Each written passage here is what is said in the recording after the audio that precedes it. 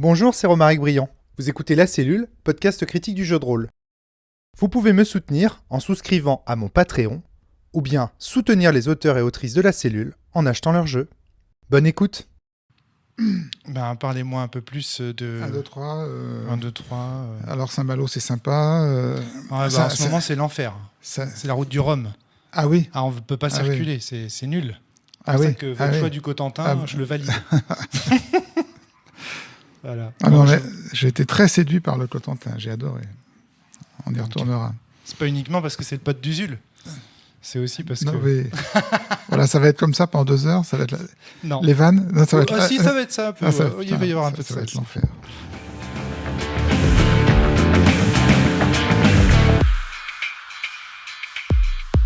Bonjour à tous et bienvenue sur le podcast hebdomadaire, quasi mensuel, il faut dire maintenant, de La Cellule. Aujourd'hui, pour un nouvel ADN, je suis avec Daniel Schneiderman. Daniel, bonjour, ça va ? Bonjour, pour l'instant ça va ? Pas trop le trac ? Si, oui, évidemment.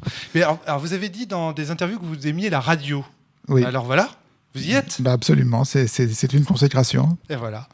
Donc, mais pourtant, pour l'instant, au niveau des tests micro et tout, j'ai noté que vous n'étiez pas à l'aise. Alors, on y va. C'est parti. Aujourd'hui, un titre racoleur, le rôle du journaliste, évidemment, puisqu'il s'agit aussi d'un podcast sur le jeu de rôle. On fait défiler comme ça un petit peu les rôles. Et on a ici un journaliste. Alors, est-ce que vous savez que le journaliste... oui, j'imagine que oui, depuis Tintin, c'est aussi un élément quand même de pop culture important. J'imagine que vous en avez conscience.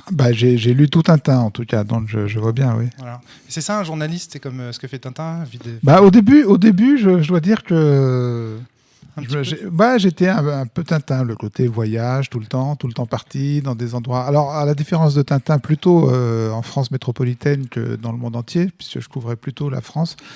D'ailleurs, je dis métropolitaine, mais aussi beaucoup les dom-toms. J'ai aussi beaucoup fait les Antilles et la Nouvelle-Calédonie. Mais oui, j'ai passé les 10 premières années de mon parcours à tintiner un peu, oui. C'est énorme. Donc, vous avez été au Monde, d'abord ? C'est où j'ai tintiné.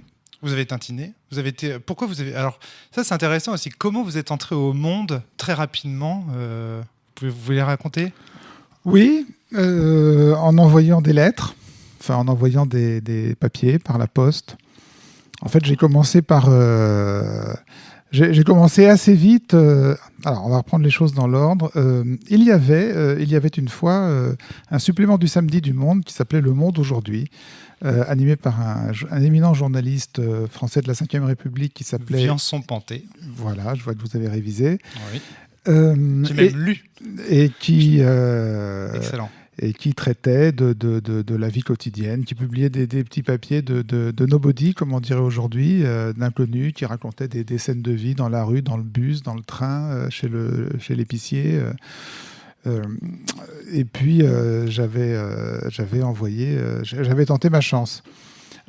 Sans succès, sauf que j'avais toujours eu des réponses très circonstanciées de Viançon qui montraient que cet éminent journaliste de la Ve République avait lu les papiers que l'étudiant que j'étais lui envoyait avec insistance, et il me répondait vraiment non, là ça va pas, il faudrait changer ceci, changer cela.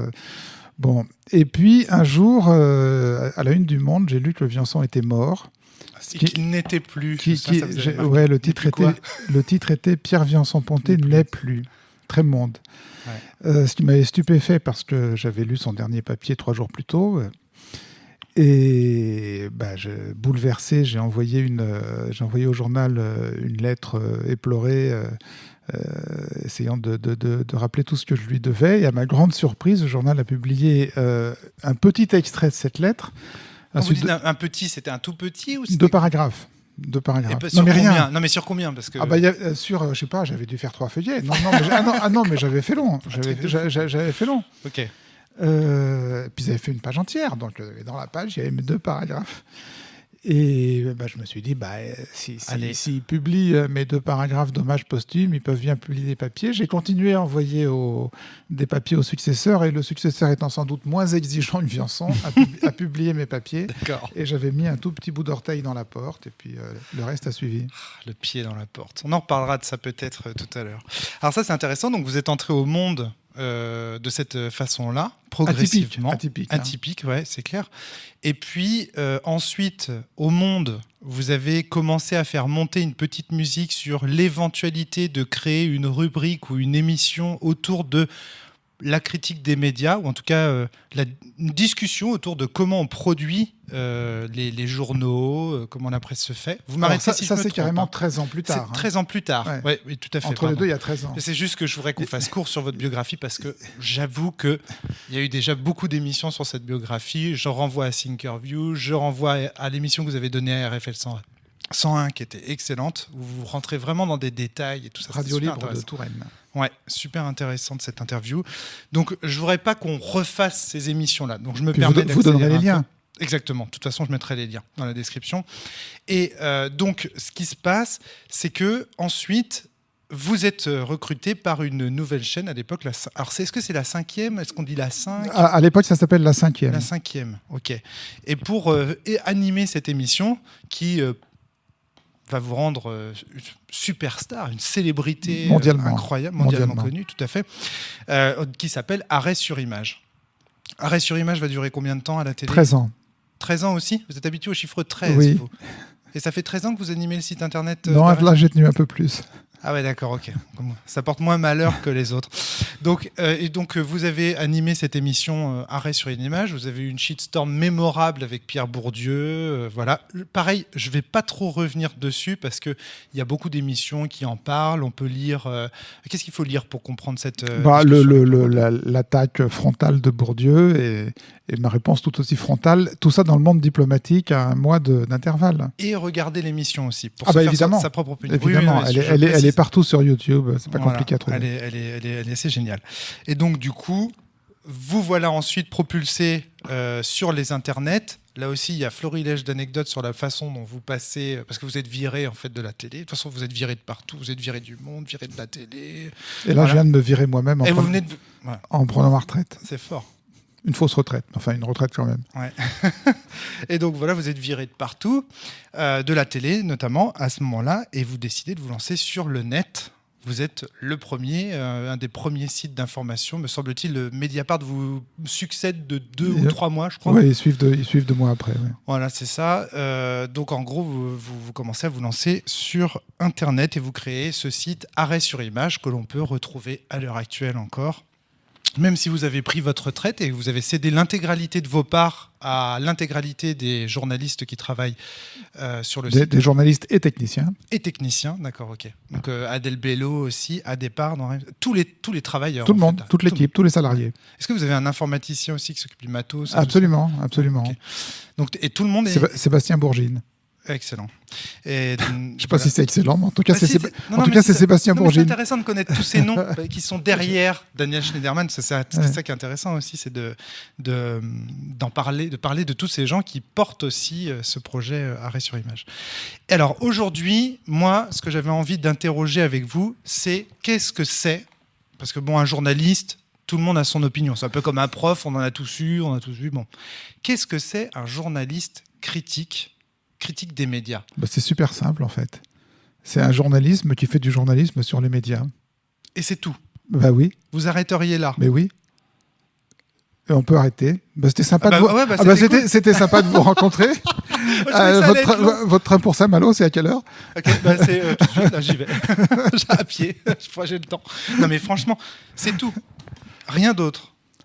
Oui, je veux dire, moi, ça m'a toujours paru tellement évident que je me suis toujours étonné qu'un certain nombre de journalistes ne comprennent pas. Mais effectivement, il y a plein de journalistes qui n'ont pas compris, surtout dans les premiers temps d'Arrêt sur image. Quand on a commencé à appeler des présentateurs de télé, des journalistes de télé, des rédacteurs en chef de journaux, en leur posant toutes sortes de questions incongrues, sur le thème, mais pourquoi vous avez fait un sujet là-dessus et pas là-dessus, et puis pourquoi vous avez mis telle image pour illustrer tel propos, et puis votre titre, pourquoi ce titre-là, pourquoi pas un autre et tout. Alors, il y en a qui ont très bien compris, et puis il y en a qui ont moins bien compris. Et alors ceux qui comprenaient moins bien, on leur expliquait simplement qu'on faisait le même boulot qu'eux. Exactement le même boulot qu'eux, c'est-à-dire qu'on posait des questions comme eux, on avait envie de savoir, on était curieux comme eux, ou en tout cas comme ils devraient l'être. Ouais. Tout ça pour faire des papiers, des reportages, des enquêtes comme eux, et que simplement la petite différence, c'est qu'on faisait ce boulot sur un objet qui s'appelle les médias et la médiatisation. Mais moi, ça m'a tellement toujours paru limpide, si vous voulez, que je continue à faire le même métier que quand j'étais Tintin au Monde, que je m'étonne que les autres ne le comprennent pas. Mais certains autres. Le terme critique, rien à Oui. voir avec l'école critique de Francfort, par exemple? Oui, alors il y a une dimension critique. Ah. Mais bien sûr que dans le travail qu'on a fait à Arrêt sur Image, qu'on fait toujours, dans le travail que j'ai toujours fait, il y a une dimension critique. Après, je suis désolé, un journaliste politique devrait être critique de la politique. Normalement, s'il faisait bien son boulot, un journaliste qui suit l'économie devrait critiquer les décisions stratégiques des grandes entreprises ou les présupposés du libéralisme économique. Donc, je veux dire, la critique fait partie intégrante du journalisme. D'ailleurs, vous prenez la tonalité de vos questions depuis le début de ce podcast, elles sont quand même un tout petit peu, pas encore critiques, mais je pense que ça va venir plus tard dans le podcast. Mais voilà, on sent une envie de savoir. Voilà. Donc, oui. Je ne suis pas journaliste. Ouais, ça, d'accord. Voilà. Moi, personnellement, quand nous, on intitule notre podcast critique du jeu de rôle, on a aussi derrière l'idée qu'on va critiquer à des fins émancipatrices, qu'on va critiquer le modèle traditionnel. Et pour aller vers un modèle, on sait pas exactement lequel, mais un modèle plus libérateur, plus émancipateur. Vous, c'est pas votre cas ? Mais alors, bien. Je vais pas me planquer. Alors, d'abord, je vais vous répondre que je pense que l'information en général, quand elle est bien faite, est émancipatrice. À partir du moment où vous apprenez des choses, vous êtes plus fort, mieux informé. Par exemple, vous pouvez aller exercer votre devoir d'électeur dans des meilleures conditions, des conditions d'information meilleure. Donc, un citoyen bien informé est un citoyen émancipé, comme un citoyen bien éduqué qui est passé par l'école. Il a acquis des instruments qui sont de nature à l'émanciper.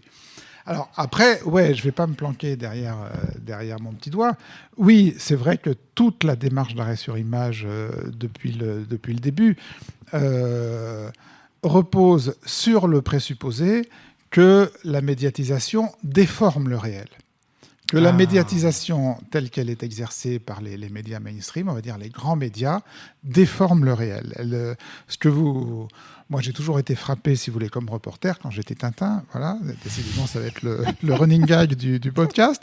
J'ai toujours été frappé quand j'assistais comme reporter à des événements et que ensuite je lisais les articles de mes confrères ou que je regardais à la télé ce que la télé en avait fait. Je retrouvais très rarement ce que moi j'avais vu. Vous voyez, oui, j'étais sur le terrain, j'avais observé le réel, je voyais le sujet de 1 minute 30 aux 20 heures, je ne retrouvais pas ce que j'avais vu. Quasiment jamais.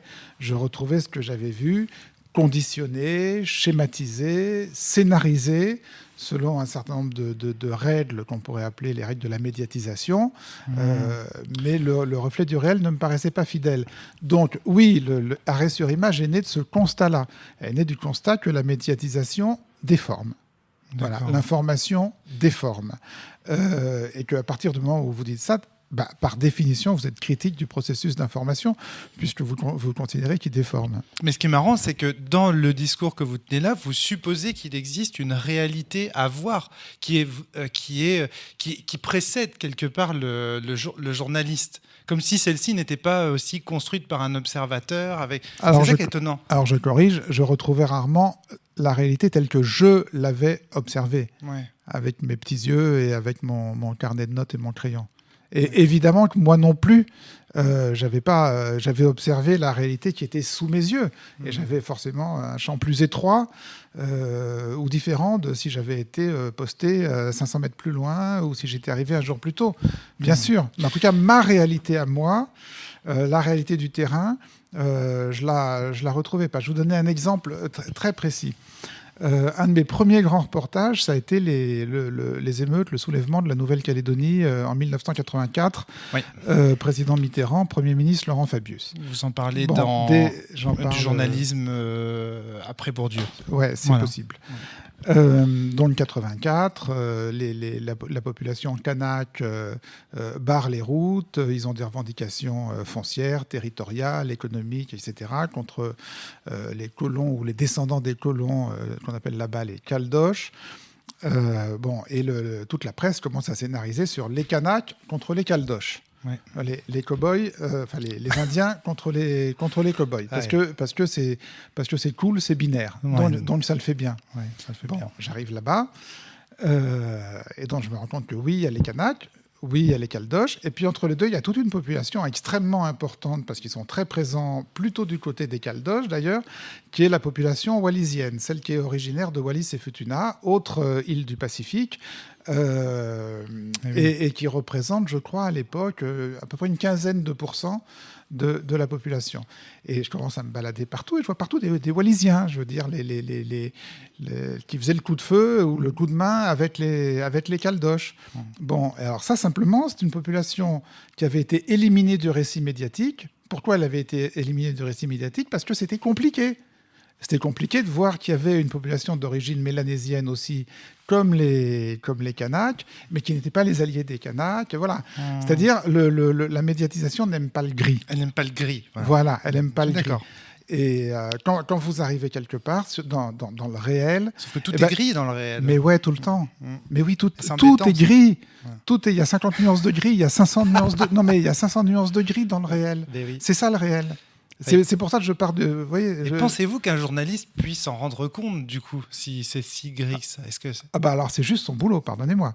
C'est juste son boulot. Mais c'est pas un travail impossible. Parfois, je me dis ça. Je me dis, en lisant vos travaux, je me dis, mais en fait, c'est mission impossible d'être journaliste, au final. Alors, on n'arrive pas à rendre les 500 nuances, mais on peut en rendre 10. D'accord. Non, mais voyez... C'est intéressant. Oui, mais... Pardon. Mais le journaliste, il doit... Enfin, le journaliste de terrain, puis même le journaliste, tout court, pas de terrain, un aspect de son boulot devrait être toujours de rappeler que c'est plus compliqué que ça. Ouais. C'est plus compliqué que ça, voilà. Un élément quand même qui vous distingue, je trouve, de la plupart des journalistes, vous dites non, on fait du journalisme comme les autres. Pour moi, je pense que c'est une défense, que c'est une muraille que vous avez érigée pour éviter certains types de critiques. Vous avez vu que j'ai déjà commencé à la fendre. Oui, j'ai vu ça. À l'instant, là. Oui, tout à fait. Mais attendez, je vais vous aider à aller encore plus loin. À fendre encore plus l'armure. C'est qu'en fait, vous vous présentez toujours. C'est très curieux, ça. Et moi, j'ai jamais vu, quand je lis un article, ça commence pas par « Bonjour, je suis Daniel Schneiderman, j'ai tel souci, je suis comme ci, comme ça, etc. » Vous vous situez dans l'espace. Toujours. Dans tous vos bouquins, ça commence par une description de vous, de qui vous êtes, d'où vous venez, quelle est votre façon de percevoir le monde. Vraiment tous. Écoutez, ceux que j'ai lus, en tout cas. J'en ai lu un peu. Donc, en fait, ça c'est étonnant. Parce que, en fait, moi, ça me fait penser à un autre métier. Oui. Ça me fait penser au métier d'anthropologue. Vous sentez pas un peu anthropologue quand même ? Si, un peu, si, bien sûr. Anthropologue du journalisme, en fait. Un peu. Non, mais si vous voulez, je m'étonne que ça vous étonne. Je m'étonne que ça vous étonne. Bien entendu que, si vous voulez, le regard qu'on peut porter sur un événement quand on est journaliste ou anthropologue, c'est toujours un regard situé. Et je partage pas du tout l'illusion que mon regard ne soit pas situé, soit un regard qui, d'une façon magique, resterait en surplomb au-dessus de l'objet étudié.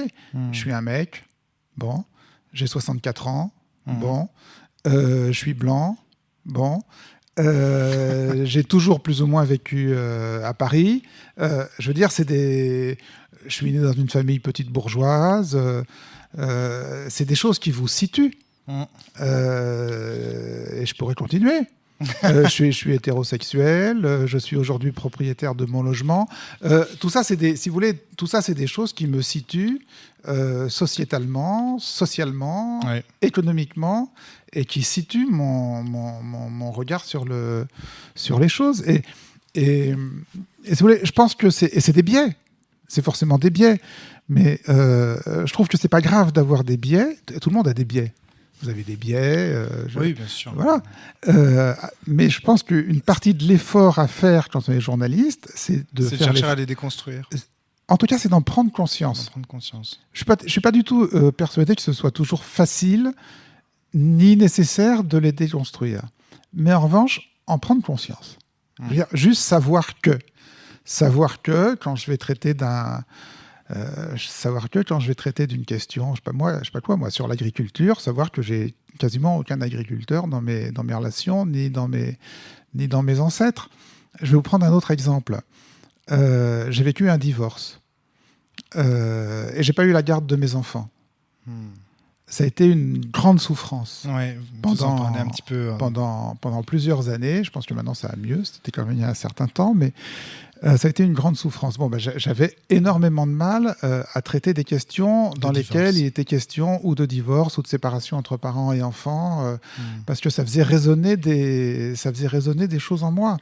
Voilà, voilà, je pense qu'il faut faire l'effort. Une fois que vous avez essayé de faire un peu cet exercice d'introspection, il faut faire l'effort de le partager avec votre public pour que votre public sache c'est le fameux d'où tu parles, quoi. Mais oui, mais je note que Marc Bloch, par exemple, qui est un de vos historiens de référence, fait la même chose. C'est-à-dire au début de Marc Bloch, il dit voilà, un témoin a besoin d'une identité. Je ne sais plus comment, j'arrive pas à retrouver. Identité du témoin, ça voilà, s'appelle. l'identité du témoin. Et il fait tout un... Voilà, il brosse son état civil, sa fiche signalétique, je ne sais pas comment dire, ses photos anthropomorphiques. Ça me fascine, ça, la paternité de Marc Bloch sur vous. Vous êtes un de ses descendants, c'est dans vos gènes, c'est un truc de fou. Comme quand j'ai lu Marc Bloch, je me disais, on dirait Daniel Schneiderman pendant la guerre. Vous voyez, il y a des poils là sur les bras quand vous me dites ça. Ah non, mais vraiment, c'était impressionnant. C'est-à-dire, mais est-ce que c'est pas une flatterie. Est-ce que vous vous êtes inspiré de la démarche de Marc Bloch quand vous avez commencé à proposer cette émission critique ? Pas du tout. Je ne saurais pas dire quand j'ai découvert l'étrange défaite, qui est en gros, excusez-moi, mais qui est en gros le seul livre de Marc Bloch que j'ai vraiment lu. Je peux pas prétendre être un spécialiste de Marc Bloch, mais j'ai eu une espèce de choc en lisant l'étrange défaite. Et c'est vrai, je me suis dit, voilà, c'est ça qu'il faut faire. C'est ça qu'il faut faire. Il faut faire comme ça. Mais c'est pas un journaliste, Marc Bloch. So what? Est-ce que vous faites... Non, mais attendez, il est quoi, Marc Bloch? Dans l'étrange défaite, il est quoi s'il n'est pas journaliste? Je veux dire, il écrit à chaud. Il écrit, on est quoi? On est un mois après l'événement. Ouais, vous avez raison. Ouais. C'est incroyable. J'avais pas pris conscience. En fait, j'ai tellement lu Marc Bloch avec ce détachement de me dire c'est un historien. Un historien. Mais oui, c'est un historien. Mais du coup, je lui ai collé cette étiquette complètement, alors qu'en fait, en réalité, dans ce bouquin, vous avez raison. Il est complètement journaliste. Il est journaliste. Il est témoin au présent. 2, il est témoin, puisqu'il a été engagé dans l'armée française. Mais alors ça, il a porté l'uniforme. Il porte l'uniforme pendant la guerre de 40. Je suis d'accord. Mais alors du coup, est-ce que vous... Enfin, justement, vous, en tant que journaliste, vous êtes extérieur aux événements que vous décrivez. Par exemple, quand vous parlez d'un homme politique, vous n'avez pas fait de la politique. Si, vous avez peut-être fait un peu de politique, je ne sais pas. J'ai fait de la politique. J'ai été 3 mois au PC à l'âge de 17 ans, oui. D'accord, ok. C'est pas suffisant. C'est pas suffisant. Ça s'appelle faire de la politique. Militant de base. Mais donc... je veux dire, quand vous décrivez un événement, vous n'êtes pas dans l'événement. Parce qu'il y a 2 postures en anthropologie. Il y a l'émique et il y a l'éthique. Il y a quand on est à l'intérieur, quand on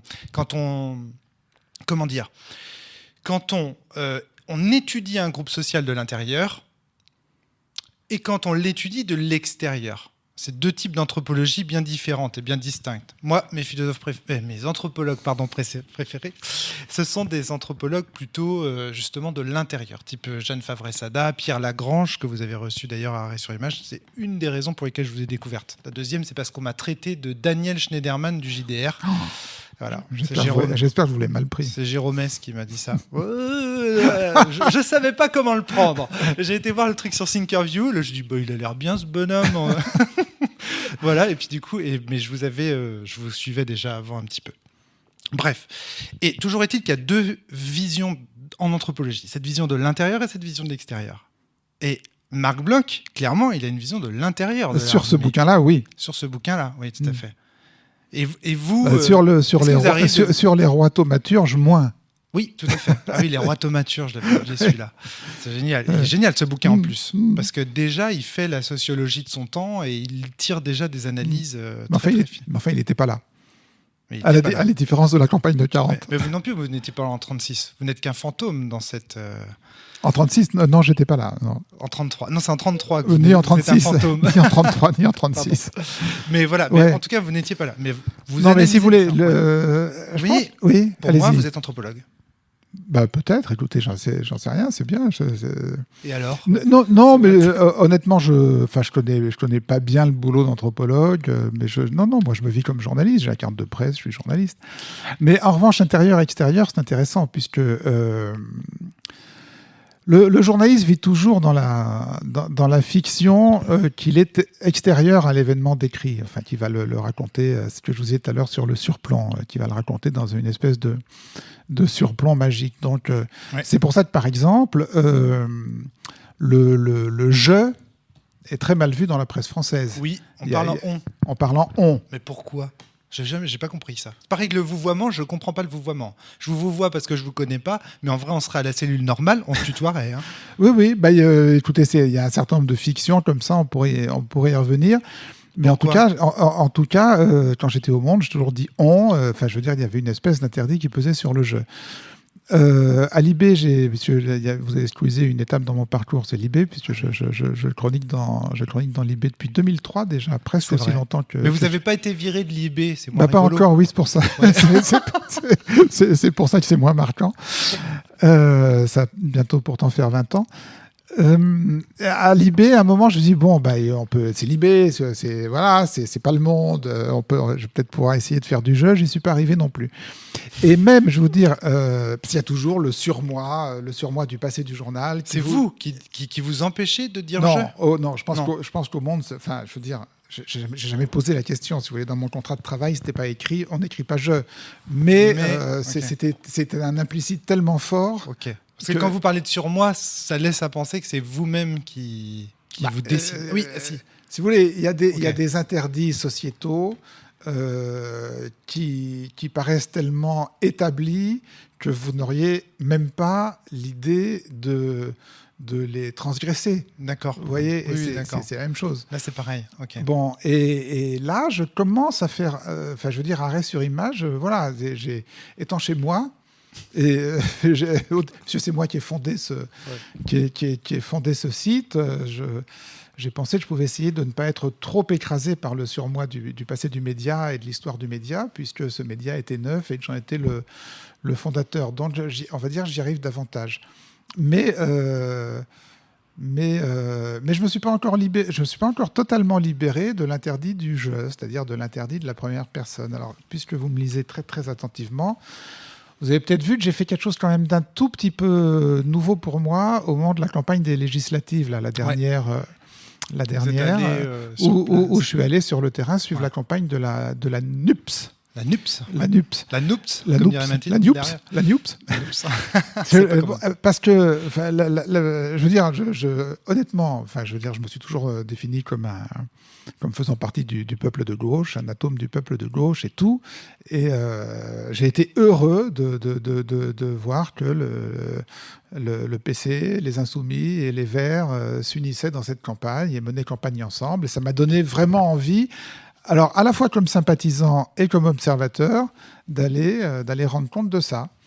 Donc voilà. L'immersion dans oui, la campagne. Et l'immersion, et là, en posant d'emblée ce que j'ai posé aux lecteurs d'arrêt sur image, en leur posant d'emblée, j'y vais parce que ça me botte.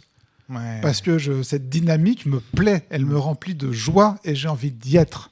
Et alors, je sais que dans la profession de journaliste politique, ça a un peu grincé. Genre, mais enfin, si nous, on se permettait ça avec Macron, qu'est-ce qu'il dirait Ah ouais. Oui, ben oui.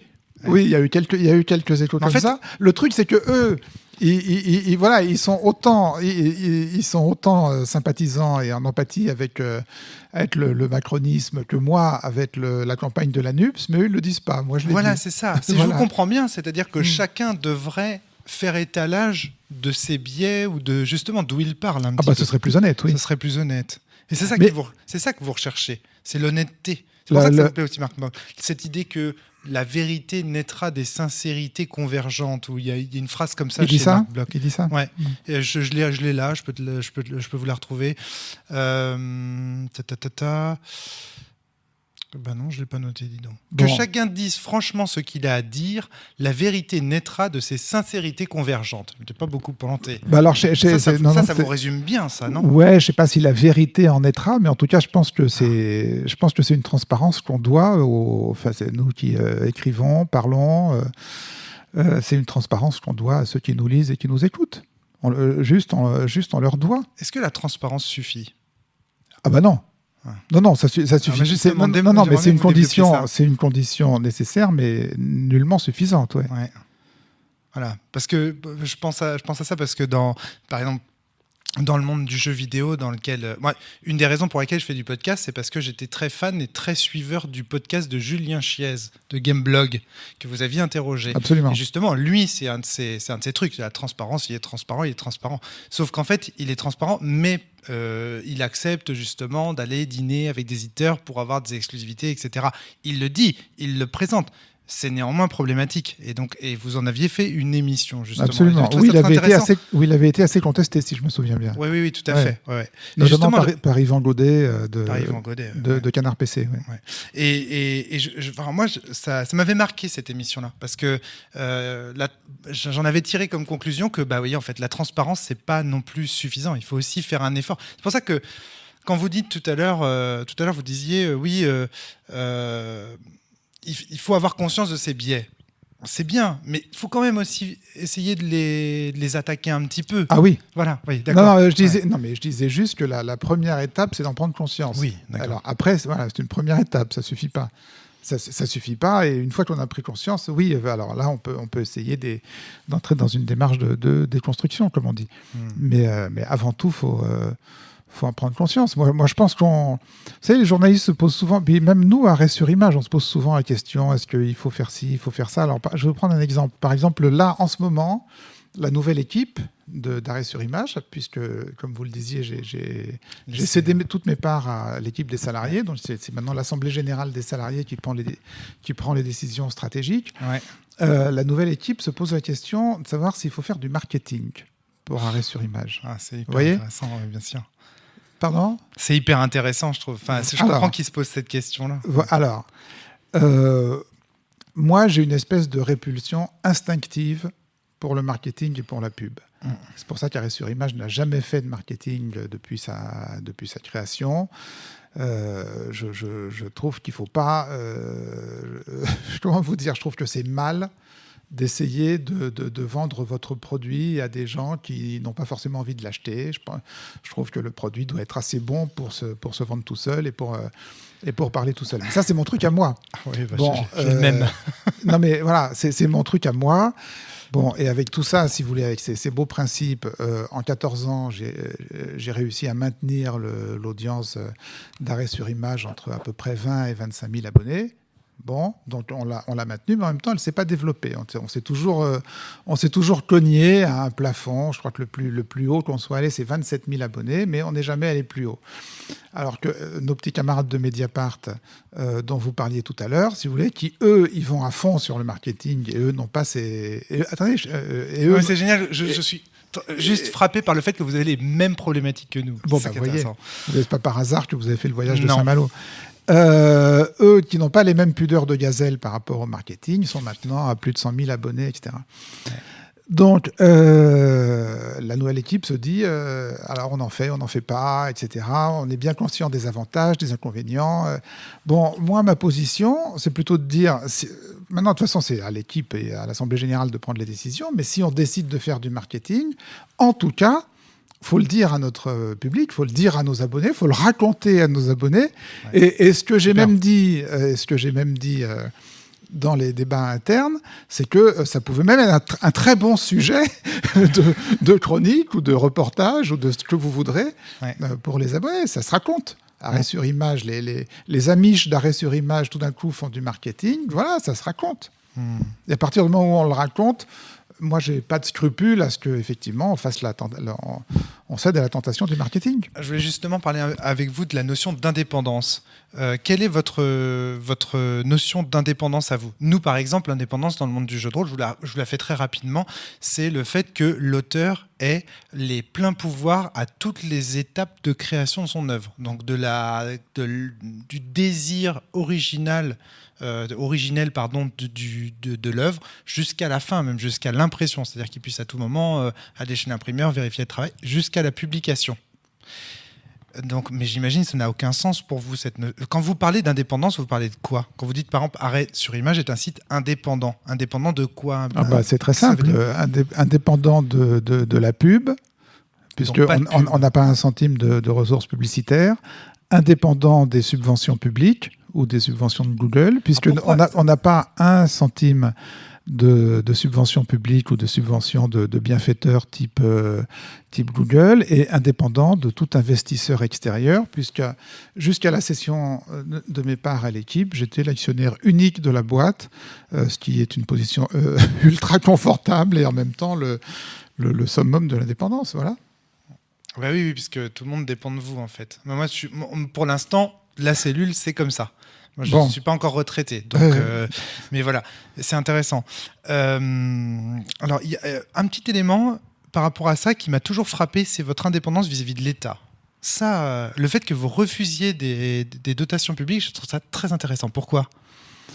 Alors, pour la pub, le fait qu'on n'ait pas de pub, ça n'a jamais fait l'ombre d'un débat, d'une discussion. Oui, non, c'est pour ça que j'en parle pas. Voilà, j'ai bien compris. En revanche, la question que vous posez, on se l'est posée. Oui. La question des subventions publiques, si vous voulez, les solliciter, les demander ou pas, il y a du pour et du contre. Bon, et à un moment, peut-être que vous n'étiez pas encore sur le site à ce moment-là, on a même fait un sondage parmi nos abonnés. Il y a une dizaine d'années, on a fait un sondage parmi nos abonnés. Quand la question s'est posée, on aurait pu prétendre à des aides, à des subventions. On leur a demandé est-ce qu'il faut qu'on les demande. On ne savait pas.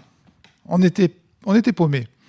La majorité des abonnés qui ont répondu à ce sondage, ça a été sur le mode non mais allez-y, prenez l'oseille. Ne vous gênez pas, je veux dire, les autres le prennent, Lagardère le prend, Bolloré le prend, Arnaud le prend, prenez l'oseille. Ouais. Et j'ai finalement choisi de ne pas le prendre. Après mûre réflexion, étant éclairé par cette indulgence de nos abonnés, j'ai finalement choisi de ne pas prendre l'oseille parce que je pense qu'un média, si vous voulez, ne doit pas être seulement indépendant par rapport au pouvoir économique ni par rapport au gouvernement. Je pense qu'il doit aussi être indépendant par rapport aux institutions étatiques et par rapport à l'État lui-même. Voilà. Vous n'êtes pas de gauche, Daniel, vous êtes noir, vous êtes anarchiste. Vous ne croyez pas ? Je pense pas. Non, ouais. Je pense pas. Je suis respectueux des lois. Il n'y a pas plus légaliste que moi. Les anarchistes sont respectueux des lois. Bon, je ne vais pas rentrer là-dedans. Oui, enfin bon. Mais cette défiance envers les institutions étatiques, moi, je l'assimile à... Parce que quelqu'un qui serait, un socialiste ou quelqu'un de gauche, il prendrait les dotations de l'État. Il deviendrait même fonctionnaire, peut-être. Oui. Bah, écoutez, moi je me considère totalement comme de gauche. Je pense qu'il faut aller vers davantage de justice sociale. Je pense qu'il faut mettre du fric dans l'éducation et dans l'hôpital. Je suis content de payer des impôts. Je trouve que le système de la redistribution devrait redistribuer encore plus. Donc vous êtes content de payer des impôts, mais par contre vous refusez de recevoir les dotations de l'État. Mais ça n'a rien à voir. D'accord. Pourquoi ? Non, mais parce que je paye des impôts, parce que je sais où va l'argent de mes impôts, je sais qu'il va dans les routes et dans les écoles et dans les hôpitaux, donc je suis content de rouler sur des routes en bon état. Mais en revanche,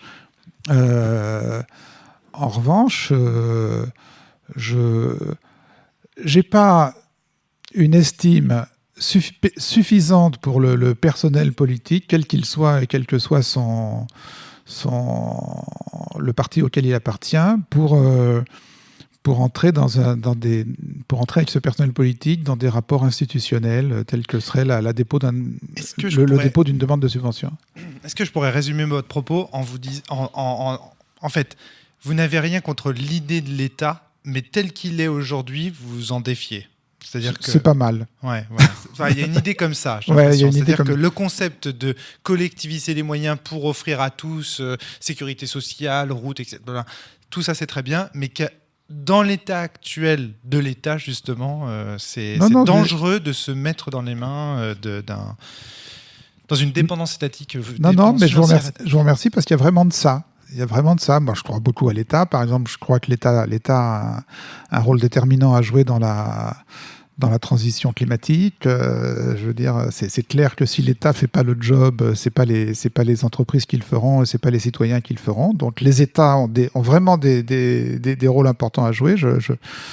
J'attends beaucoup de l'État, mais il se trouve que ça fait plusieurs décennies que j'observe les personnels dirigeants de mon pays, que j'ai pas envie d'entrer en tant que structure, j'ai pas envie d'entrer dans des rapports institutionnels avec eux.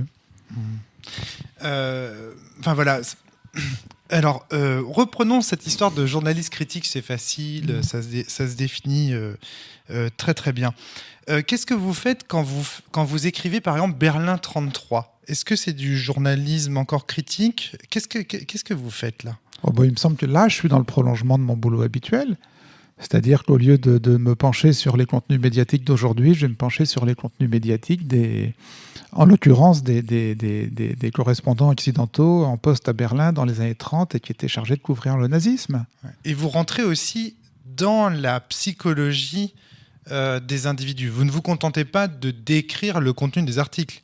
Vous rentrez aussi dans les situations très particulières de ces protagonistes. Vous essayez d'expliquer d'où ils viennent, pourquoi est-ce qu'ils restent en poste à ce moment-là. Tout ce qu'on fait aussi sur les journalistes vivants d'aujourd'hui, hein, quand on les reçoit sur le plateau d'arrêt sur image, enfin ceux qui veulent bien venir, parce qu'il faut reconnaître qu'ils viennent de moins en moins, quand on les reçoit sur le plateau d'arrêt sur image, c'est aussi pour éclairer leur ressort psychologique. Donc là, il se trouve que les correspondants à Berlin dans les années 30, on ne pouvait plus tellement les recevoir sur le plateau d'arrêt sur image. Donc, au lieu de ça, je suis allé lire toutes les mémoires et tous les livres de souvenirs de ceux qui en avaient publié, qui d'ailleurs, c'était assez drôle parce que parlaient tous les uns des autres. Enfin, et à l'arrivée, vous faites une idée générale assez juste de la psychologie collective du correspondant français, britannique ou américain à Berlin, de la manière dont il parle, dont il réfléchit, dont il conçoit son rapport avec les dignitaires nazis, dont il se fait une idée de ce qu'il peut dire et pas dire. Vous voyez, à l'arrivée, vous en faites une idée, vraie ou fausse, j'en sais rien. J'ai adoré, par exemple, découvrir que le soir, après le bouclage et après le boulot, ils allaient tous se retrouver dans un resto, le même, autour d'une table d'habitués, d'une Stammtisch. Comme disent les Allemands, c'est une vraie institution allemande dans beaucoup de villes moyennes d'ailleurs, et que là, voilà, il y avait une tablée de journalistes qui se racontaient leur joie et leur misère de la journée, comme ça se fait encore aujourd'hui d'ailleurs. Je vous précise, parce que vous ne me connaissez pas, que je suis un peu dyslexique, alors si de temps en temps j'écorce des concepts ou des noms, faut pas s'étonner. Faut reconnaître que Stammtisch, c'est compliqué quand on n'est pas germaniste. Alors, mais vous savez que ça a été l'enfer pour moi, ce bouquin. Mais je l'ai adoré. C'est mon livre préféré de Daniel Schneiderman, c'est celui-là. Pourquoi ? Parce que c'est le plus fantastique. Je m'entends, c'est-à-dire qu'il y a une ambiance, en fait. Ce qui se dégage de ce bouquin, c'est pas uniquement des faits. C'est une ambiance, c'est un premier livre de l'époque d'avant-guerre où je me suis senti dans une époque. C'est curieux. Avec la convocation des fantômes. Il y a des tas de moments très très beaux d'ailleurs où vous décrivez vous-même comme un spectre qui hante les lieux, qui visite. Il y a plein de choses très... Enfin, ce bouquin... j'ai pas arrêté de m'imaginer en situation. Oui, mais et là, qu'est-ce que tu aurais écrit et ça, comment tu l'aurais raconté ? Oui, mais attendez, dans ce livre, c'est pas uniquement ça que vous faites. Vous convoquez la mort, toujours. Et c'est très intéressant parce que, évidemment, ce qu'il y a en toile de fond, c'est la Shoah. C'est le massacre des millions de Juifs qui va arriver. Qui n'a pas encore eu lieu à l'époque. Qui n'a pas encore eu lieu, mais qui va arriver. Et donc j'ai trouvé qu'il y a une ambiance fantastique. Est-ce que vous connaissez 1000 milliards de dollars ? Ah non, vous connaissez pas 1000 milliards de dollars. C'est quoi ? Dites-moi. C'est un film avec Patrick Devers dans lequel il est confronté à une méga corporation Vous n'avez jamais vu C'est 1000 milliards de dollars. c'est pas un film, c'est pas le film de Verneuil, non, ça Si, n'a rien à peut-être. voir. Non, ça n'a rien à voir. C'est un film dans lequel Patrick Devers est un journaliste qui enquête sur GTI, qui est en fait un espèce d'avatar de General Motors, et dans lequel il va faire une découverte fantastique aussi. Vous l'avez pas vu? Ben, je vais courir. Il faut que vous le voyez. Dans ma vidéothèque. C'est un film, vraiment, c'est un film, il faut que vous le voyez. Ah bah, j'ai hésité à vous apporter le DVD. J'ai hésité entre deux cadeaux. Les Chamonix Orange et 1000 milliards de dollars. Je me suis dit 1000 milliards de dollars, il l'a vu 100 fois. Bon, voilà, quoi, il doit le connaître. Vous avez fait un très bon choix. Alors, ok, bon, très bien. Mais en tout cas, voilà, j'ai ressenti dans Berlin 33 exactement cette ambiance-là. Et pourquoi je vous parle de ça? Parce que c'est la tension de Daniel Schneiderman. Est-ce que vous connaissez la distinction entre le fait et l'événement? Est-ce que vous voyez cette distinction? Le fait, c'est ce qui rend vrai une proposition. Quand je vous dis la bière est sur la table, on peut le vérifier. Il y a une bière sur la table, effectivement. C'est une lèvre blonde magnifique. Merci aux abonnés d'Arrêt sur Image pour cette bière. Une autre? On peut le vérifier. Vous en voulez une autre? Non, merci. Ça va. Une, ça va aller, parce qu'après, ça va partir en live. Donc, il y a une bière, effectivement, sur la table. On peut le vérifier. C'est un fait. Ça se vérifie. C'est un vérifacteur d'une proposition. Un événement, c'est plus compliqué. Un événement, ça a une cause. Ça a des causes. Ça a des effets. La prise de la Bastille est un événement, par exemple. Comme on pourrait dire, c'est facile, un événement, finalement, c'est une collection de faits. Mais non. Parce que... Le fait que vous buviez cette bière est aussi un événement. Par exemple, on peut dévoiler au public... Non, ce qui est un événement, c'est que je la boive avec vous. Non, on peut dévoiler au public de votre podcast que cet événement a une cause, c'est que je ne suis pas arrivé à faire marcher la cafetière. Donc, voilà pourquoi la bière. Alors, les conséquences de la bière, on ne les connaît pas encore. Mais... Alors, voilà, parce que là, vous transformez ce fait en un événement. Oui. Voilà. En faisant ce que vous êtes en train de faire, vous êtes en train de transformer le fait en événement, en lui donnant une explication, une cause, un pourquoi, etc. Et en fait, ce qui me fascine, c'est qu'on a tendance à penser que le journaliste, c'est celui qui nous donne les faits. Et vous, c'est pas du tout ce que vous faites. Vous parlez des événements, avec une complexité qui est déjà plus élevée. Non, mais attendez, excusez-moi, je veux dire... Elle vous semble vaseuse. Non, mais ce qui se passe à Berlin entre le 30 janvier 1933 et le 1er septembre 1939, c'est quand même un tout petit peu une succession d'événements. Je veux dire, j'ai pas eu à créer des événements. L'incendie du Reichstag, c'est un événement. Le boycott des magasins juifs, c'est un événement. La nuit des longs couteaux est un événement. L'Anschluss est un événement. Les accords de Munich sont un événement. Vous voyez, voilà. Mais vous voyez, vous parlez d'événements. Ouais. J'ai envie de poser la question, c'est quoi l'objet du journaliste? Est-ce que c'est l'événement qu'il doit décrire, ou est-ce que ce sont des faits qu'il doit décrire? Moi, ça, c'est une question qui me hante. Les deux. Je pense que si vous voulez, en rythme de croisière, il faut avoir pour ambition modeste de décrire les faits. Et en revanche, je pense que une des grâces du métier, c'est d'arriver à saisir l'événement quand vous l'avez devant les yeux et à nommer l'événement quand il vous semble que tout d'un coup, vous n'êtes plus seulement devant des faits de tous les jours, mais devant un véritable événement. Je pense que si j'avais assisté à l'incendie du Reichstag, j'aurais peut-être eu l'intuition que j'étais devant un événement. Ce qui est très intéressant, on va revenir au bouquin. J'ai par exemple un moment dans le bouquin qui est le premier boycott des magasins juifs, le début avril 1933 par les SA. Ouais, c'est un événement qui a donné lieu à des photos qui sont maintenant des photos iconiques qu'on trouve dans tous les livres d'histoire, où vous voyez le SA avec sa pancarte Deutsch kauft nicht beim Jude, allemand n'achète pas chez le juif, et vous avez le SA qui est là devant le magasin juif. Vous avez ça dans tous les bouquins d'histoire. C'est un événement. Il empêche théoriquement les gens de rentrer, parce que c'était le jour où on voulait boycotter l'achat de produits ou vendus par des juifs. Je ne dirais pas que le but était d'empêcher, mais en tout cas le but était de dissuader les Allemands d'entrer dans les magasins juifs. Paris Soir envoie un reporter qui va ensuite faire une brillante carrière d'écrivain. Il s'appelle Roger Vaillant. C'est lui qui est l'envoyé spécial sur ce coup-là de Paris Soir. Roger Vaillant arrive Et il voit que finalement ce boycott se déroule sans violence, d'une manière presque bonhomme. Ouais. Il voit une adolescente allemande entrer dans le magasin et faire rougir le SA qui n'ose pas s'opposer. Et il nous fait un récit comme s'il avait assisté à un fait. Voilà. Eh ben, il a raté l'événement. Mais est-ce que c'était si facile que ça de voir l'événement sous le fait ? Non, mais je pense qu'il a transformé l'événement, Daniel. Il l'a transformé. Il en a fait quelque chose de doucereux, comment dire, une espèce de gaieté, une espèce de fête. Ouais. Oh, c'est tellement, comment dire, ouais, un folklore presque. Mais il l'a vu Regardez. comme ça. Il l'a vu comme ça. Et cette gamine est véritablement... Il a vu cette gamine entrer dans la boutique. J'ai pas de raison de penser qu'il a bidonné. Il a vu cette gamine entrer dans la boutique. Il a vu le SA embarrassé comme un grand duduche en uniforme et ne pas savoir comment la dissuader d'entrer. Il a vu ça. Et il a choisi de voir ça. Et il a choisi de voir ça. Il a choisi de voir ça. Mais en même temps, parce que je veux dire, il se situe dans le contexte de l'époque. Voilà. Et après, on peut reparler de l'antisémitisme dans les années 20 et 30 en France et en Allemagne. Hein. Il a choisi de voir ça plutôt que de saisir le... Est-ce que la postérité, ensuite, Mais voyez... va tamponner comme événement. Mais c'est la postérité qui tamponne cette journée-là. Mais justement, l'événement est quelque chose que les humains construisent, qu'un observateur construit. Là, en l'occurrence, il a construit un événement. Qui ?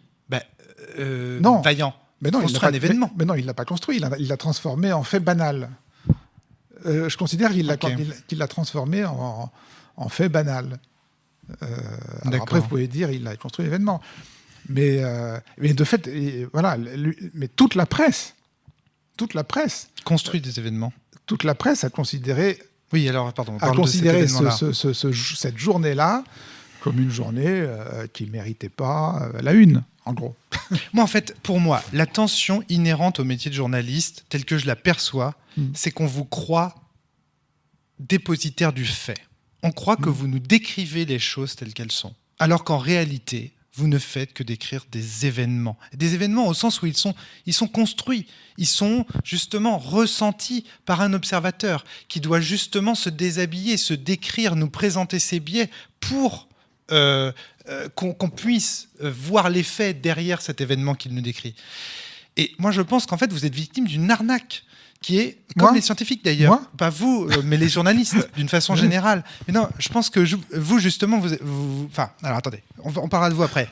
Les journalistes sont victimes d'une arnaque, on les fait penser comme... Ah bah ça y est, ils viennent nous chercher. On les fait penser comme des gens qui vont nous donner des faits. Ils ne nous donnent pas des faits, ils nous donnent des événements tels qu'ils les ont vus, tels qu'ils les ont perçus.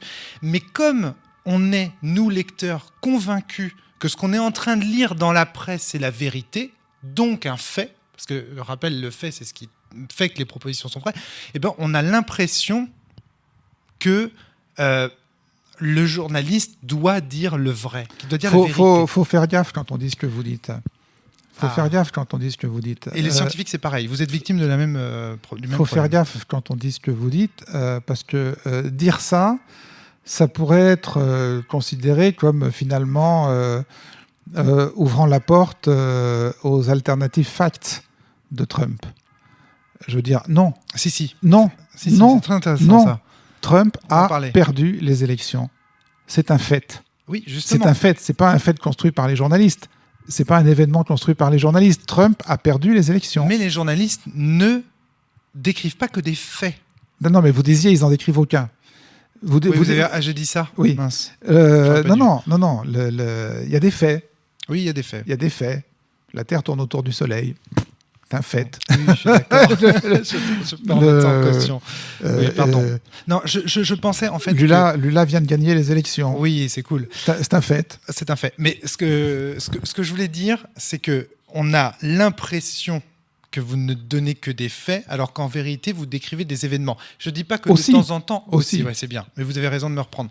Mais effectivement, vous avez raison. Ouais, vous avez raison. Ouais. Non, mais parce que, c'est intéressant. Je veux dire, ce serait... Ce serait absolument désastreux pour le métier, pour la démocratie, pour tout ce qu'on veut, d'imaginer que les faits n'existent pas. Non, si, pas ce que je dis. Les faits existent. Oui, alors ça, je suis entièrement d'accord.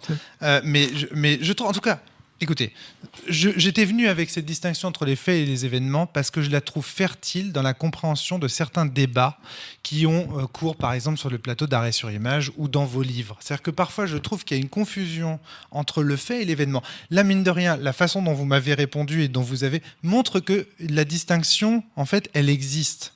Et voilà, et je vous la mets dans la tête, je me dis, dans la tête de Daniel Schneiderman, ça va être Non, mais pertinent. après, une fois que j'ai dit que le fait existe, faut que on va se répéter par rapport au début de l'émission, mais je pense que le journaliste doit se mettre dans l'idée que de là où il est, il ne voit qu'un aspect de ce fait.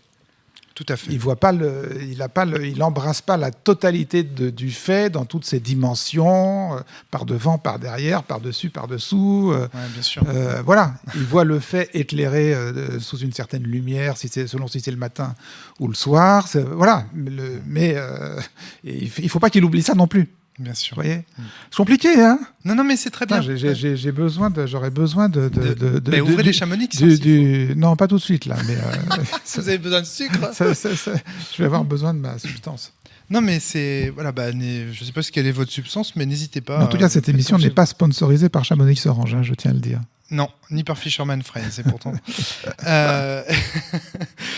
Donc, on arrive sur un deuxième élément.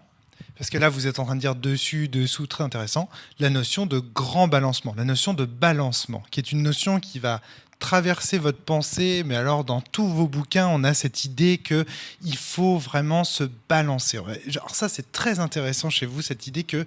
Et ça, c'est quelque chose qui vous vient de Viançon, en fait. Parce que j'ai lu Viançon justement pour comprendre ça. Qu'est-ce que vous avez lu de Viançon ? J'ai lu Les jours après les jours, qui est un recueil en fait de ces chroniques du monde du samedi. Mais c'est génial. Oh, qu'est-ce que ça me fait plaisir que vous disiez ça. Non mais c'est incroyable. Alors je vous ai ramené quelques citations tirées de Viançon pour qu'on s'amuse tous les deux, mais bon, on fera ça peut-être après. Il y a un moment, donc alors pour vous donner un exemple pour les auditeurs qui connaîtraient pas du tout Viançon. Par exemple, c'est quelqu'un qui va vous décrire avec une façon de... Je ne sais pas comment le dire. Il a un style, en fait, pince sans rire, extrêmement humoristique, où il va vous décrire un parterre de juges blancs qui viennent d'absoudre une travailleuse pauvre noire, etc. Et de décrire le français comme un espèce de super Dupont, car oui, chaque Français est un justicier, etc. Il a une plume, si vous n'avez pas lu Viançon, mais je vous invite vraiment à lire ce truc les jours après jour. Moi, ça m'a fait penser à... Il y a un côté Astérix en moins beauf, il y a un côté Les Inconnus en moins beauf, mais il fait une photographie de la culture française et de la culture populaire française, une photographie à un instant T, paf. Moi, c'est pas ça qui m'a fasciné chez Viançon. Ah, moi, c'est ça. C'est autre chose. C'est que avant d'écrire sur ce que vous dites, Viançon a été the big journaliste politique de la Ve République. Viançon a pris des avions militaires avec De Gaulle. Il a vu De Gaulle allant en Algérie se changer et il a des passages sur les caleçons longs que portait De Gaulle, voilà, qui sont à mourir de rire. Viançon était à tu et à toi avec Pompidou. Enfin, je veux dire, ça a été le grand journaliste politique de la Ve République. Et puis, à un moment, peut-être parce qu'il avait des problèmes internes au journal, etc., il a été placardisé. Et de fait, ce supplément du samedi, c'est le placard qu'on lui avait donné en compensation, en compensation de la direction du service politique. Puis il avait été candidat à la direction du Monde, il n'a pas été pris, etc. Donc on l'avait mis dans un placard. Et de ce placard, il a fait quelque chose d'extraordinaire, c'est-à-dire que vous avez ce grand journaliste politique qui est redescendu sur Terre, qui a atterri, et qui a fait des chroniques sur tout ce que vous dites, sur la justice au quotidien, sur les flagrants délits. Je me souviens d'une chronique lumineuse sur les petites annonces rencontres de Libé qu'il avait épluchées, et c'était titré « Cette sacrée tendresse », c'est-à-dire qu'il est allé observer l'invisible. Ce dont les médias ne parlaient jamais. C'est pour ça, d'ailleurs, qu'il était très réceptif pour les papiers que lui envoyaient les nobody et pour les petits croquis, les petites scènes de rue que lui envoyaient les nobody, parce qu'il avait l'impression qu'on lui racontait des trucs dont les journalistes ne parlent jamais, en fait. Oui. Et c'est ça que j'admire chez Viançon.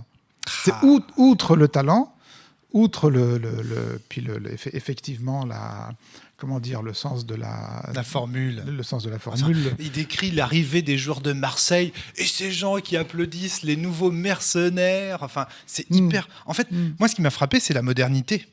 Alors, du coup, je l'ai pas vu.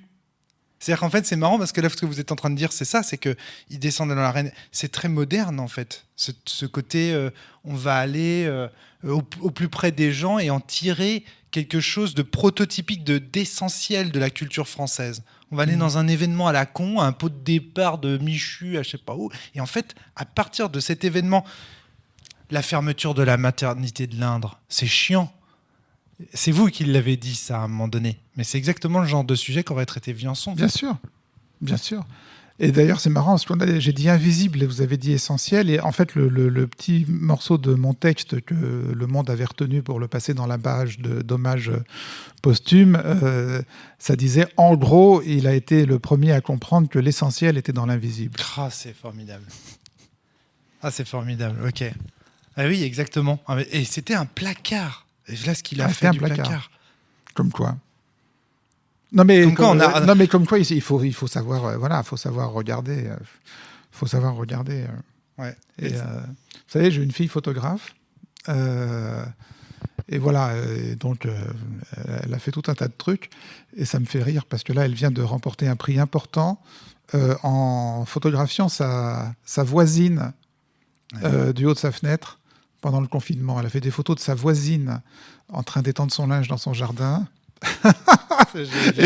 et apparemment le jury a vu que ça disait le confinement, la solitude, les liens, etc. Ouais. Mais comme quoi. Mon philosophe de prédilection qui s'appelle Ludwig Wittgenstein, une de ses maximes principales, c'est apprendre à voir ce qu'il y a sous nos yeux. Et je trouve vraiment qu'il y a quelque chose chez Viançon, mais chez vous aussi, dans le matin. Les petites chroniques quotidiennes que vous faites sont très comme ça, d'ailleurs. C'est un petit détail de merde, un petit truc. Et en fait, de là, on voit... à un moment donné, j'ai lu cette semaine, en parcourant Arrêt sur Image, la différence entre... c'était quoi ? C'était la différence entre les révélations et ce que quelque chose révèle, je crois. Et c'est... Voilà, un journaliste n'est pas forcément là pour faire des révélations, mais par contre, parfois, il peut... C'était par rapport à Foucard. Il y a deux... Ah oui, j'ai fait une chronique sur la chronique Foucard. De Stéphane Foucard dans Le Monde. Absolument. Je pense qu'il y a deux façons d'envisager le journalisme. On peut se dire, la vérité, il faut aller la chercher, elle est cachée. Elle est cachée. Il faut aller la chercher au forceps, il faut obtenir les documents, faut avoir des sources. Fox Mulder. Et Plenel. C'est Plenel, ça. C'est Mediapart, etc. Et c'est utile. Je ne suis pas du tout en train de dire que c'est inutile, mais je pense qu'il y a une autre, c'est essentiel même, je pense qu'il y a une autre façon d'appréhender les choses, c'est de se dire, mais la vérité, on l'a devant les yeux, c'est la lettre volée d'Edgar Poe, je veux dire, elle s'est posée là sur la cheminée, et il faut arriver à la nommer. La vérité, c'est l'éléphant dans le couloir, et il faut arriver à dire, mais il y a un éléphant dans ce couloir, sans avoir peur de... Mais comment ça, un éléphant dans un couloir, c'est pas possible. Voilà. Je pense qu'il y a deux façons de voir les choses. C'est marrant. En tout cas, cette tension est intéressante. J'ai retrouvé la phrase pour Foucard. Aucune révélation à proprement parler dans cette chronique de Foucard, et pourtant, elle est révélatrice. Elle est révélatrice pour bien des lecteurs sur le mode « Ah oui, j'y avais pas pensé ». On revient à cet effet éléphant dans le couloir, dire « Ah mais oui, j'avais pas pensé qu'il y avait un éléphant dans le couloir et que ça... » Mais c'est très parlant l'histoire de l'éléphant dans le couloir. Je veux dire, souvent on voit un éléphant dans un couloir, mais on a peur de le dire. On a peur de dire il y a un éléphant dans le couloir, parce que alors on va vous dire « Non mais attends, si tu dis qu'il y a un éléphant dans le couloir, c'est pour cacher que dans le couloir d'à côté, il y en a 3 ». Non mais je veux dire, il y a un tas de bonnes raisons de ne jamais dire il y a un éléphant dans un couloir. Mais quand il y a un éléphant dans un couloir, il faut dire je viens de voir un éléphant dans un couloir. Alors une de vos solutions pour ça, c'est de conseiller à tous les journalistes et jeunes journalistes en herbe de ne jamais préjuger d'une question. Il n'y a pas de question, il n'y a pas de mauvaise question. Ah oui, ça c'est important. Bah ça c'est important, je veux dire. Ouais. Non mais ça c'est important. Je veux dire, c'est ce que je dirais si je donnais des cours dans les écoles de journalisme. C'est n'ayez jamais peur de poser une question. Il n'y a pas de question con. Ouais. Si vous avez envie de poser la question, c'est que plein de gens ont envie de la poser avec vous. Donc vous la posez. Un autre élément du métier de journaliste que vous soulignez beaucoup, c'est l'idée qu'un journaliste, c'est d'abord quelqu'un qui tente d'intéresser ses lecteurs ou ses téléspectateurs à ce qui l'intéresse personnellement. Ça va pas de soi. Non. Parce qu'il y a plein. Ça Vous va pouvez pas de soi. développer ça? Oui, ça va pas de soi parce qu'il y a plein de journalistes qui, d'abord, essayent de se demander ce qui va intéresser leurs lecteurs. En général, avec le présupposé que leurs lecteurs sont beaucoup moins intelligents qu'eux, donc que leurs lecteurs ne sont pas assez élevés pour s'intéresser aux questions qui, eux, les intéressent. Donc, il faut se mettre au niveau du lecteur. Moi, je pense le contraire. Je pense qu'il faut d'abord se demander soi-même ce qu'on estime important. Et puis après, tu fais le boulot de le raconter d'une manière qui, oui, intéresse les lecteurs et qui accroche les lecteurs. Mais le petit 1, c'est qu'est-ce que moi, je juge important. Ouais, ça, tenter d'intéresser le lecteur ou le téléspectateur à ce qui m'intéresse personnellement, je ne connais pas de meilleure définition du métier de journaliste, et c'est dans du journalisme après Bourdieu. Moi, j'adore cette définition-là, vous savez pourquoi? Parce qu'elle fait de moi un journaliste. Parce que c'est exactement ce que je fais avec la cellule. J'essaye d'intéresser les gens au jeu de rôle, ce truc dont tout le monde se fout, voilà. Mais vous êtes peut-être journaliste sans le savoir. Hein. Mais alors, vous avez dit tout à l'heure la carte de presse. Ouais. Et comment on obtient la carte de presse? En travaillant dans un média qui bénéficie de la commission paritaire, d'un numéro de commission paritaire. Qu'est-ce que c'est la commission paritaire? Qu'est-ce que c'est la commission paritaire? La commission paritaire, c'est une commission qui siège au ministère de la Culture et qui comprend à la fois des journalistes, en général des syndicalistes, et des patrons. Et cette commission décide souverainement si un média répond aux conditions qui peuvent en faire un média professionnel, et lequel média professionnel pourra donc distribuer des cartes de presse à ces journalistes. Le problème, c'est que nous, on fait pas de reportage. D'ailleurs, je vais vous demander ce que c'est qu'après un reportage. Nous, on fait pas de reportage, on fait de l'analyse. C'est-à-dire qu'on teste des jeux. C'est pas tellement ça le critère. Le critère, c'est plutôt est-ce que vous êtes assez régulier. Il faut être régulier quand même. C'est important quand même qu'il y ait au moins un contenu différent tous les jours. Je sais pas si vous avez... Tous les jours. Non, mais vous rigolez ou quoi? C'est pas une rotative. Non, mais il y a un critère qualitatif. Il y a un critère qualitatif. Non, mais après, ça vaut ce que ça vaut. Il y a toute une série de critères. Mais vous pouvez facilement les obtenir. Vous allez sur le site du ministère de la Culture, vous verrez tout ça. Ok, d'accord. Mais c'est marrant. Vous voulez vraiment avoir la carte de presse? Ah non, j'en ai rien à faire. Ah bon, ben voilà. Bon, ben alors. Non, enfin, je sais pas. Je me dis si ça peut ouvrir des petits fours dans des palaces ou je ne sais quoi. Non, ça donne rien. Ça donne l'entrée gratuite dans les musées. Non, mais par contre, j'ai une haute opinion de... Ouais. Ah bah c'est bien ça. Ah bah c'est pas rien ça, oui. Oui. Ouais. Donc, mais j'ai une haute opinion du métier de journaliste. Mais bon, c'est peut-être parce que j'imagine qu'un journaliste, il vous ressemble. Mais bon, ça c'est autre chose. Donc, en tout cas, moi j'aime bien cette définition parce qu'elle permet aussi de... Mais elle fonctionne pas cette définition, Daniel. Elle marche pas. Racontez. Qu'est-ce qui marche pas? Bah, du coup, tout le monde est journaliste, non? Alors, attendez, c'est quoi la définition? J'ai perdu le fil. Là. Tenter d'intéresser les lecteurs ou les téléspectateurs à ce qui m'intéresse personnellement. Oui, non, mais non. On vient de dire que non, il y a plein de... Non, mais si vous voulez, il y a plein de gens qui ont la carte de presse... Je suis casse-pied. Pardon? Je suis casse-pied, je suis désolé. Non, mais vous êtes ironique, là, non? Non, il y a plein de gens qui ont la carte de presse et qui ne répondent pas à la définition, oui. Donc, la carte de... Je veux dire, oui. Donc la carte de presse n'est pas une définition parfaite, n'est pas une condition nécessaire et suffisante de savoir qui est journaliste. Non mais si vous voulez, malheureusement, il y a beaucoup de médias dans lesquels les équipes ne se posent pas la question ne définissent pas eux-mêmes la hiérarchie de l'information, mais essayent de voir ce qui va faire du clic ou ce qui va faire de l'audience ou ce qui est supposé faire vendre du papier. Ok. Mais une fois qu'on a dit ça, je ne pense pas qu'on doive mépriser l'audience. Enfin, je veux dire, je pense qu'un journaliste doit avoir pour ambition d'être, de rassembler la plus grande audience possible. On va revenir au grand balancement parce qu'on a dérivé sur Viançon puis on a quitté le grand balancement. Mais d'abord, j'ai deux questions à vous poser. La première, c'est vous vouliez faire de la radio. Pourquoi la radio? Je sais pas. J'aimais bien l'idée. Non, ça c'est quand j'étais à l'école de journaliste. J'aimais bien l'idée de faire de la radio. C'est un média qui m'attirait, qui m'attire toujours d'ailleurs. Pas de bol, j'en ai jamais fait. Et pourquoi? Sauf là, C'est avec intéressant. vous, mais avec pourquoi? vous, avec vous aujourd'hui. Et RFL 101. Et pourquoi la radio particulièrement? C'est parce que c'est le lieu où c'est diffusé, parce que c'est quelque chose qu'on écoute dans. Enfin, c'est comment? C'est pourquoi? Oui, c'est un peu tout ça, parce que c'est quelque chose que les gens écoutent au petit-déj, en voiture. Vous entrez vraiment dans le quotidien des gens. J'aimais bien l'idée aussi de me servir de ma voix comme instrument d'information. J'aimais bien l'idée. Et puis, déjà au CFJ, si vous voulez, voilà, j'écrivais. En fait, j'avais commencé à piger au Monde avant même d'entrer à l'école. Donc, j'avais l'impression que sur l'écriture, j'étais à peu près au point.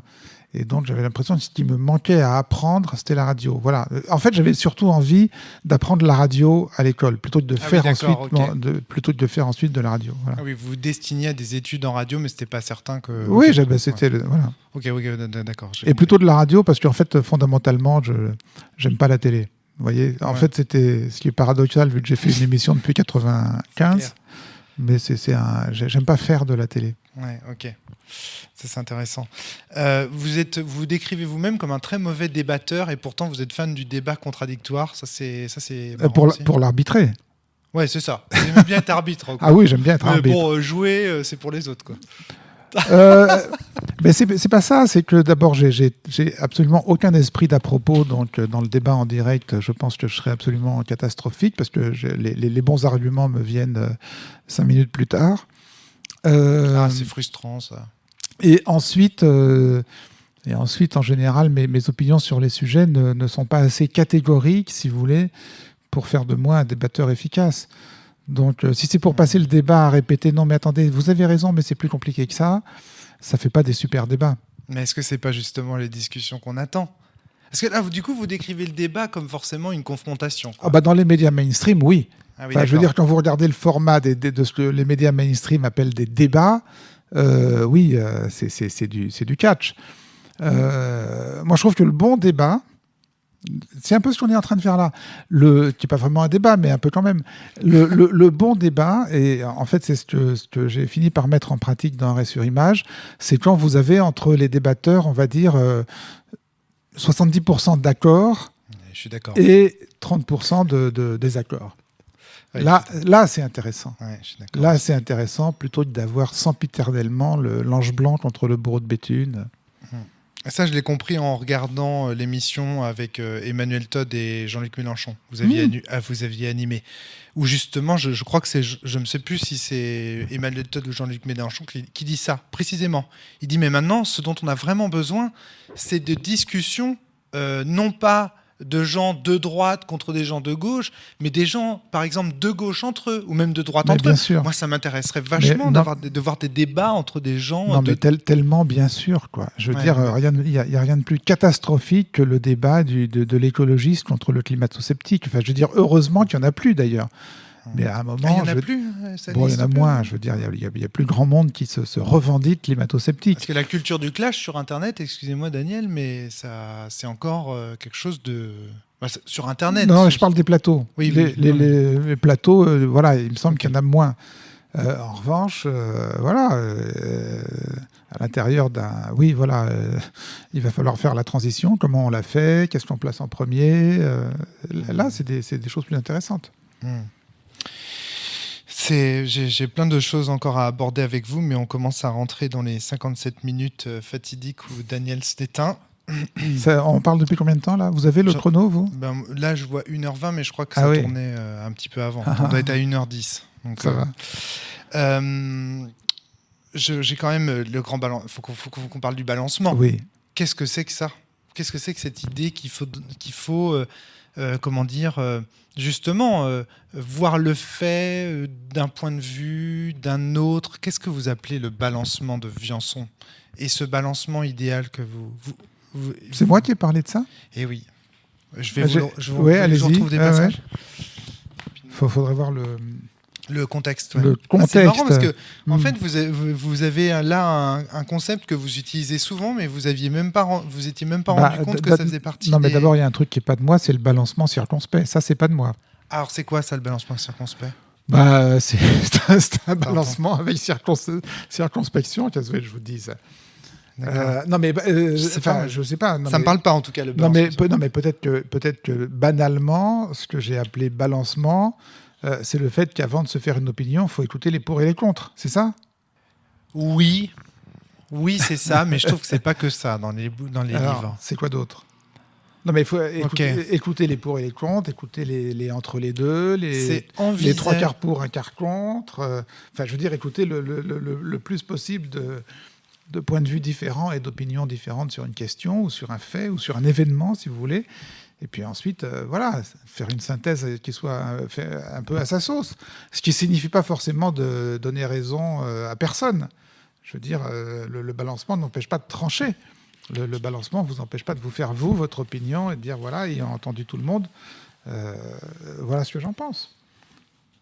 Je cherche une citation dans laquelle vous utilisez... Dis donc, vous avez drôlement bien préparé les choses, parce que les gens, les auditeurs de votre podcast ne le voient pas, mais vous êtes venu avec tout un dépliant imprimé. J'imagine que ce sont que des citations de ma pomme. Ouais. Alors, il y a des gommettes rouges, des gommettes vertes, des gommettes jaunes. C'est pour les thématiques. C'est pas très con, moyennement con et... En rouge, j'ai mis. En rouge, con, ça c'est vraiment totalement débile. C'est ça. Non, c'est pas ça. Non, pas du tout. C'est des thématiques. J'ai pas retrouvé. Et pourtant, ou alors est-ce que pour moi, l'idée du balancement, et ça on la retrouve dans plusieurs de vos émissions. Par exemple, vous dites, tiens, là ils ont donné le micro. Par exemple, j'ai un exemple en tête, c'est l'exemple du moment où Vladimir Poutine récemment a déclarer la mobilisation partielle. Et donc, tous les micros sont tendus aux gens qui sont là « Oh, je vais me barrer, j'ai trop les boules de mourir ». Et puis, à un moment donné, il y a un média, je ne sais plus, c'est au Monde. Le Monde. C'est Le Monde qui choisit de donner ses premiers micros à des gens qui sont à fond pour « Ouais, cool, je vais aller me battre, etc. » Et je vois encore faire ce commentaire « Ah ben ça, j'ai trouvé ça bien ». Oui, j'ai trouvé ça bien. Donc voilà. Parce que en faisant ça, il est allé à rebours de la dominante de la presse française. Voilà. Ça reprend toute la discussion qu'on a depuis 1h15, 20, oui, 25, tout à fait, je ne sais pas combien. Poutine annonce la mobilisation générale. Il est évident qu'il y a des Russes qui sont contents et des Russes qui ne sont pas contents. Bon. La plupart des médias français donnent plutôt la parole aux Russes qui ne sont pas contents, comme vous venez de dire. Ouais. Bon. Et puis il y a un journaliste qui choisit de commencer son papier par citer des Russes contents d'être mobilisés. Alors ensuite, dans la suite du papier, il accorde beaucoup de place aux Russes mécontents, on est bien d'accord. Ouais. Mais où est le fait, où est la vérité ? Je veux dire, il est vrai qu'il est certain que ces Russes pas contents existent, que les Russes contents existent aussi. Donc là, le journaliste, il fabrique sa version des faits, en fait. Ouais. Je veux dire, c'est comme l'histoire du micro-trottoir. Je veux dire, le micro-trottoir dont sont farcis les journaux télévisés, notamment les journaux de France 2, qui sont ce que je trouve assez honteux pour le service public d'ailleurs, qui sont souvent, le 20h de France 2, c'est souvent une succession de micro-trottoirs. Je veux dire, il est évident que le micro-trottoir, le journaliste va trouver ce qu'il va chercher, en fait. Toujours. Et que le micro-trottoir est au-delà de ça, c'est facile à faire. Et que le micro-trottoir est un artefact complet dans lequel le journaliste ou le média va pouvoir dire exactement ce qu'il a envie de dire. Vous êtes pour la grève ou contre la grève ? Non, les grévistes, ils m'emmerdent et tout. Petit 1. Petit 2, oui, je les comprends, ils se défendent, ils ont le droit de demander des meilleurs salaires, etc. Bon, vous allez trouver les deux, n'importe où, n'importe quand. Bon, et donc c'est vous qui faites le choix. Soit vous prenez 3 et 1, soit vous prenez 1 et 3, soit vous prenez 2 et 2, soit vous prenez 0 et 4. Bien sûr. Mais ça, c'est pas du balancement, ça. Ah non, mais c'est quoi le balancement ? Mais justement, j'attends... En fait, est-ce que... Oui, non, mais évidemment. En fait, je suis à côté de la plaque avec mon balancement, parce qu'en fait, c'est ce que vous appelez le gris, en fait. C'est le balancement de Viançon, c'est le fait de donner à voir un maximum d'aspects de l'événement. Et je me disais, il est quand même un peu prétentieux, Daniel, parce qu'il se dit, oui, je suis capable de voir les pour, les contre, etc. Et je me disais, J'ai pas dit je suis capable. Non. J'ai dit, j'essaye, non, mais voilà, monsieur. oui, non, mais d'accord, ok, un point pour toi. C'est bon, oui, ok, je vois bien. Ouf. Je vois bien l'idée, oui. Ok, il y a quelque chose, il y a quelque chose aussi qui transparaît. Je vais essayer quand même d'aborder tous les sujets que j'avais prévu d'aborder, même si on les aborde peut-être de façon un peu brouillonne. Il y a quelque chose qui m'a fasciné je crois que c'est dans Berlin 33 aussi d'ailleurs, c'est le fait qu'à la fin vous ayez ce constat un peu amer de finalement la foi, les idéologies, les croyances un peu brutales résistent mieux dans cet événement, autant dans cet événement particulier qu'est justement l'avant-guerre. Alors, faut peut-être expliquer ça. En gros, donc Daniel fait un aperçu de toute la presse qui existe et se demande, mais finalement, quelle est la presse qui aujourd'hui n'aurait pas à rougir des événements ? Parce qu'aujourd'hui... Et c'est l'UMA. Et c'est l'UMA. Voilà. Et la Croix, non ? Il n'y a pas la Croix aussi non, j'ai pas vraiment étudié la Croix. Okay. Non, c'est l'UMA. C'est l'UMA. C'est l'UMA qui porte-parole de Staline, porte-parole du Kremlin à l'époque, dans les années 30, je veux dire vraiment dans la ligne. Voilà. C'est l'UMA qui voit le mieux l'horreur qui se prépare. Je dirais pas voit le mieux l'horreur qui se prépare. En tout cas, c'est l'UMA dont les mots relus aujourd'hui nous semblent les plus pertinents. Les seuls qui écrivent la barbarie hitlérienne, c'est l'UMA. Voilà. C'est-à-dire qu'ils écrivent en 1933 avec les mots qu'on utilise aujourd'hui pour qualifier la barbarie hitlérienne, quand tout le reste de la presse parle du gouvernement du chancelier Adolf Hitler. Voilà. Ouais. Bon, alors en même temps, ça fait pas de l'UMA un modèle de journalisme, mais ça fait pas de l'UMA mon modèle de journalisme. C'est ça, c'est la question que je voulais vous poser. Bien sûr que non. Je veux dire, je vois bien pourquoi, à 80 ans de distance, eux, ils tombent du bon côté, ils tombent juste. C'est pour des mauvaises raisons. Voilà, c'est parce qu'ils font pas du journalisme. En fait, l'UMA fait pas du journalisme. Ni à l'époque, ni d'ailleurs aujourd'hui. Aujourd'hui, quand même, un peu plus. Oui, en tout cas, à l'époque, l'UMA a pour fonction de faire passer une vision politique. Mais n'empêche que, voilà, je pense pas qu'il faille tirer trop de conclusions de ce...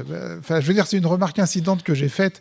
Je pense pas qu'il faille en tirer des... voilà. Vous êtes fatigué de cette remarque. J'ai l'impression qu'on vous l'a déjà dit, ça. On n'a pas arrêté de me la ressortir. Ah merde. Non mais, il n'y a pas de « ah merde ». Je l'ai constaté. Non mais, je l'ai constaté, je l'ai écrit, donc on me le ressort. Non, mais ce qui m'avait... En fait... Vas-y, allez-y. Pardon. Non, mais je suis pas en train de dire qu'on fait toujours du meilleur journalisme quand on est militant. C'est ça. C'est pas du tout ce que je suis en train de dire. Mais je constate. Mais vous en tireriez quelle conclusion ? Moi, en vrai, je suis bien emmerdé avec cette conclusion. Je suis bien emmerdé avec ce constat. Voilà, je suis emmerdé avec ce constat parce que je ne sais pas très bien quoi en conclure. Dans le doute, j'en conclus rien. Moi, quand j'ai lu ça, je me suis dit, finalement, Gaspard Glantz, avec ses histoires d'aller dans le camp de Calais, franchement, quand on voit Gaspard, c'est un militant. Enfin, il est engagé clairement à Nard contre la police. On voit bien qu'il les porte pas dans son cœur. Il met tout en place pour se faire... Enfin, ça se voit. Pour moi, il est militant anarchiste. Bon. N'empêche que... N'empêche que il donne à voir des choses que personne d'autre ne donne à voir. Et voilà. Moi, je pensais à lui quand j'ai lu ça. C'est pas idiot. La comparaison est pas idiote. Et moi, je pensais à lui et je me suis dit, voilà, pour moi, Daniel arrive à la conclusion que finalement, maintenant il part en retraite, et il se dit, maintenant je peux le dire. En fait, dans le fond, depuis le départ, j'étais un militant anarchiste. Enfin, je m'appelais pas comme ça, je disais que j'étais de gauche, tout simplement, mais voilà ce que je me suis dit en lisant ça. Si c'est votre lecture, vous avez le droit. Si ayant lu la pile impressionnante de mes ouvrages que je vois là, vous en concluez que je suis un militant anard, qui suis-je pour vous démentir ? Non, mais en tout cas, voilà. En tout cas, l'idée que il faut être porté par une certaine forme de conviction, de militantisme, une croyance. Moi, je suis désolé, mais je ferai pas la cellule, je me casserai pas le cul à venir jusqu'à Paris avec mes micros, avec ma table de mixage, tout ça. Si dans le fond, il n'y avait pas une croyance en moi qui me disait, ce type, Daniel Schneiderman, il faut que les auditeurs l'entendent parce qu'il incarne une certaine forme. Allez, je vais risquer le mot, de bien. avec un B majuscule. Et pourquoi je me risque le mot ? Parce que vous-même, vous employez le mot de mal. Je suis venu aussi avec une question là-dessus, sur est-ce que vous croyez au mal ? Est-ce que vous pensez qu'il y a des choses vraiment... C'est curieux comme question. On vous la pose pas souvent. On vient de parler d'Hitler. Je pense qu'on aurait du mal à dire que le mal n'existe pas, si vous voulez. Ouais. Oui, mais vous voyez, c'est contestable, ça, par exemple. L'idée de... Que le nazisme, c'est le mal ? Non, ça, c'est incontestable. Enfin, mais incontestable... Enfin, je veux dire, ce que je veux dire, c'est... On peut estimer que ça, c'est très compliqué, cette affaire. Mais dans l'absolu, les gens qui croient au bien et au mal, on les dit manichéens. Et c'est jeté aux orties. On dit, ah oui, vous n'avez cessé de dire pendant cette interview que vous croyez au gris. Alors, quelle idée de les dire que le nazisme, c'est mal. Non, mais attendez, croire au gris ne veut pas dire que le blanc et le noir n'existent pas. Ça veut juste dire qu'entre le blanc et le noir, il y a le gris. Mais par exemple, vous me parlez du bien. J'ai énormément d'admiration pour quelqu'un comme Cédric Héroux. Voilà. Voilà. J'ai beaucoup d'admiration pour Cédric Héroux. Voilà. Vous me parlez du bien, c'est le nom propre qui me vient immédiatement. Voilà. Ouais. Vous me parlez du mal, voilà, on vient de parler du nazisme. Donc oui, dans ma vision du monde, il me semble que le bien et le mal existent. Mais c'est intéressant ça. Non, mais d'accord. Mais après, ça ne veut pas dire qu'entre les deux, il n'y avait pas des nazis qui étaient des bons pères de famille. Il y en avait. Il n'y avait pas des directeurs de camps d'extermination qui étaient des bons pères de famille. Il y en avait. Et il n'y a pas des militants altermondialistes pourris et corrompus. Il y en a sans doute. Ok. non, mais très simple. Mais c'est intéressant. J'essaye. En fait, moi, je vous imaginais, je pensais que vous alliez rejeter ces idées de bien et de mal comme quelque chose de finalement proprement religieux. Moi, il y a quelque chose qui m'a frappé aussi. Il y a des gens, il y a des gens, des événements que oui, j'admire, qui m'enthousiasment. Et puis, il y en a d'autres que je considère comme effectivement l'incarnation du mal. Alors après... quand même, une des précautions à prendre quand on est journaliste, c'est quand même de garder un tout petit peu de distance par rapport à ses admirations. Ah, c'est intéressant. Parce que souvent, on a des admirations, puis 10 ans après, on regrette un peu de les avoir eues. Je me recule là. Vous avez vu, je me suis reculé. Et alors, comment interpréter ce recul ? Je sais pas.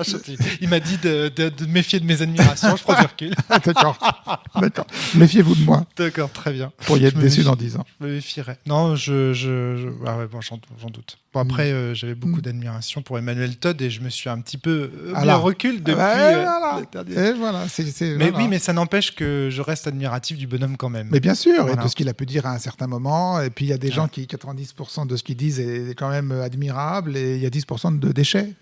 Oui, mais ça, on est tous gris. Voilà. Mais le fait qu'on croit en un idéal de justice ou de bien, etc., c'est pas mainstream comme idée quand même. Le fait que vous fassiez référence au mal avec un M majuscule dans Berlin 33, etc., je veux dire, c'est pas attendu d'un journaliste, en dehors d'un journaliste de la Croix. Je veux dire, de faire appel au mal comme ça. Et l'importance de le nommer aussi. Mais ça, on en a parlé avec l'éléphant, mais le côté aussi chez vous, la tension entre le nommable et l'innommable, qui est d'ailleurs revenu la semaine dernière, je crois, dans une matinée autour d'Hanouna.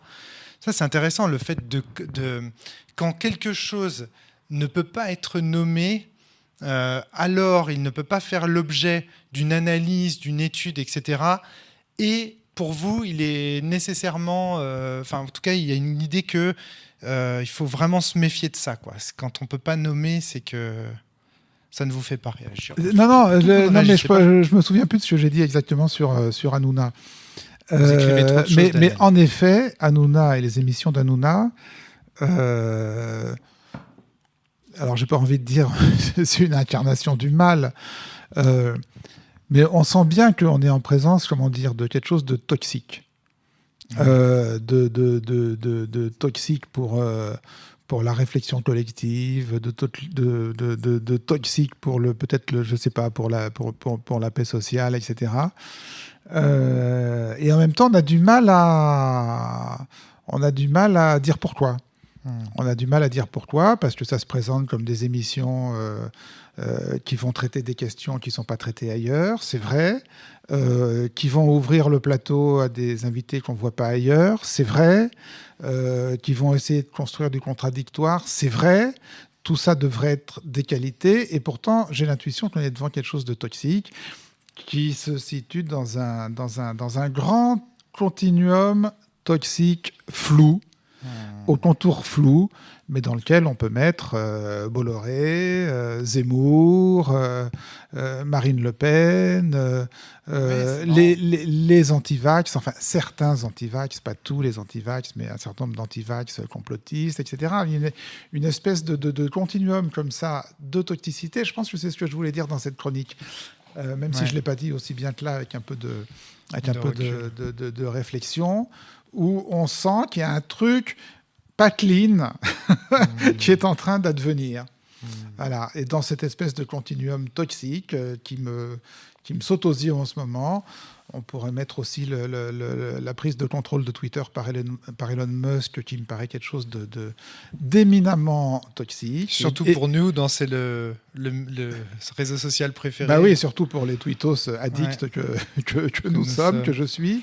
Voilà, il y a de la... Quand vous voyez que le mec, il devient propriétaire de Twitter, son premier tweet, c'est pour retweeter un tweet complotiste sur l'attentat contre le mari de Nancy Pelosi, en laissant entendre que ça aurait pu être un coup monté, etc. Le premier tweet du patron du réseau mondial Twitter, quoi. On sent qu'il se prépare. Voilà. Après, on a du mal à nommer, parce que je ne pense pas qu'on puisse dire, ça y est, on est menacé du retour du fascisme ou du retour du nazisme. Ce n'est pas aussi simple. Ça ne me satisfait pas. Ouais. Ça ne me satisfait pas. Comme disait, je crois que c'est Françoise Giraud qui disait ça, quand le nazisme reviendra, il ne reviendra pas avec un uniforme de SS et une casquette de SS. Ce sera autre chose. Ouais. Donc voilà, moi, ce qui m'obsède en ce moment, c'est quoi cette autre chose, quoi. C'est quoi cette autre chose c'est quoi cet amoncellement de nuages, là, au-dessus de nos têtes, de plus en plus noirs.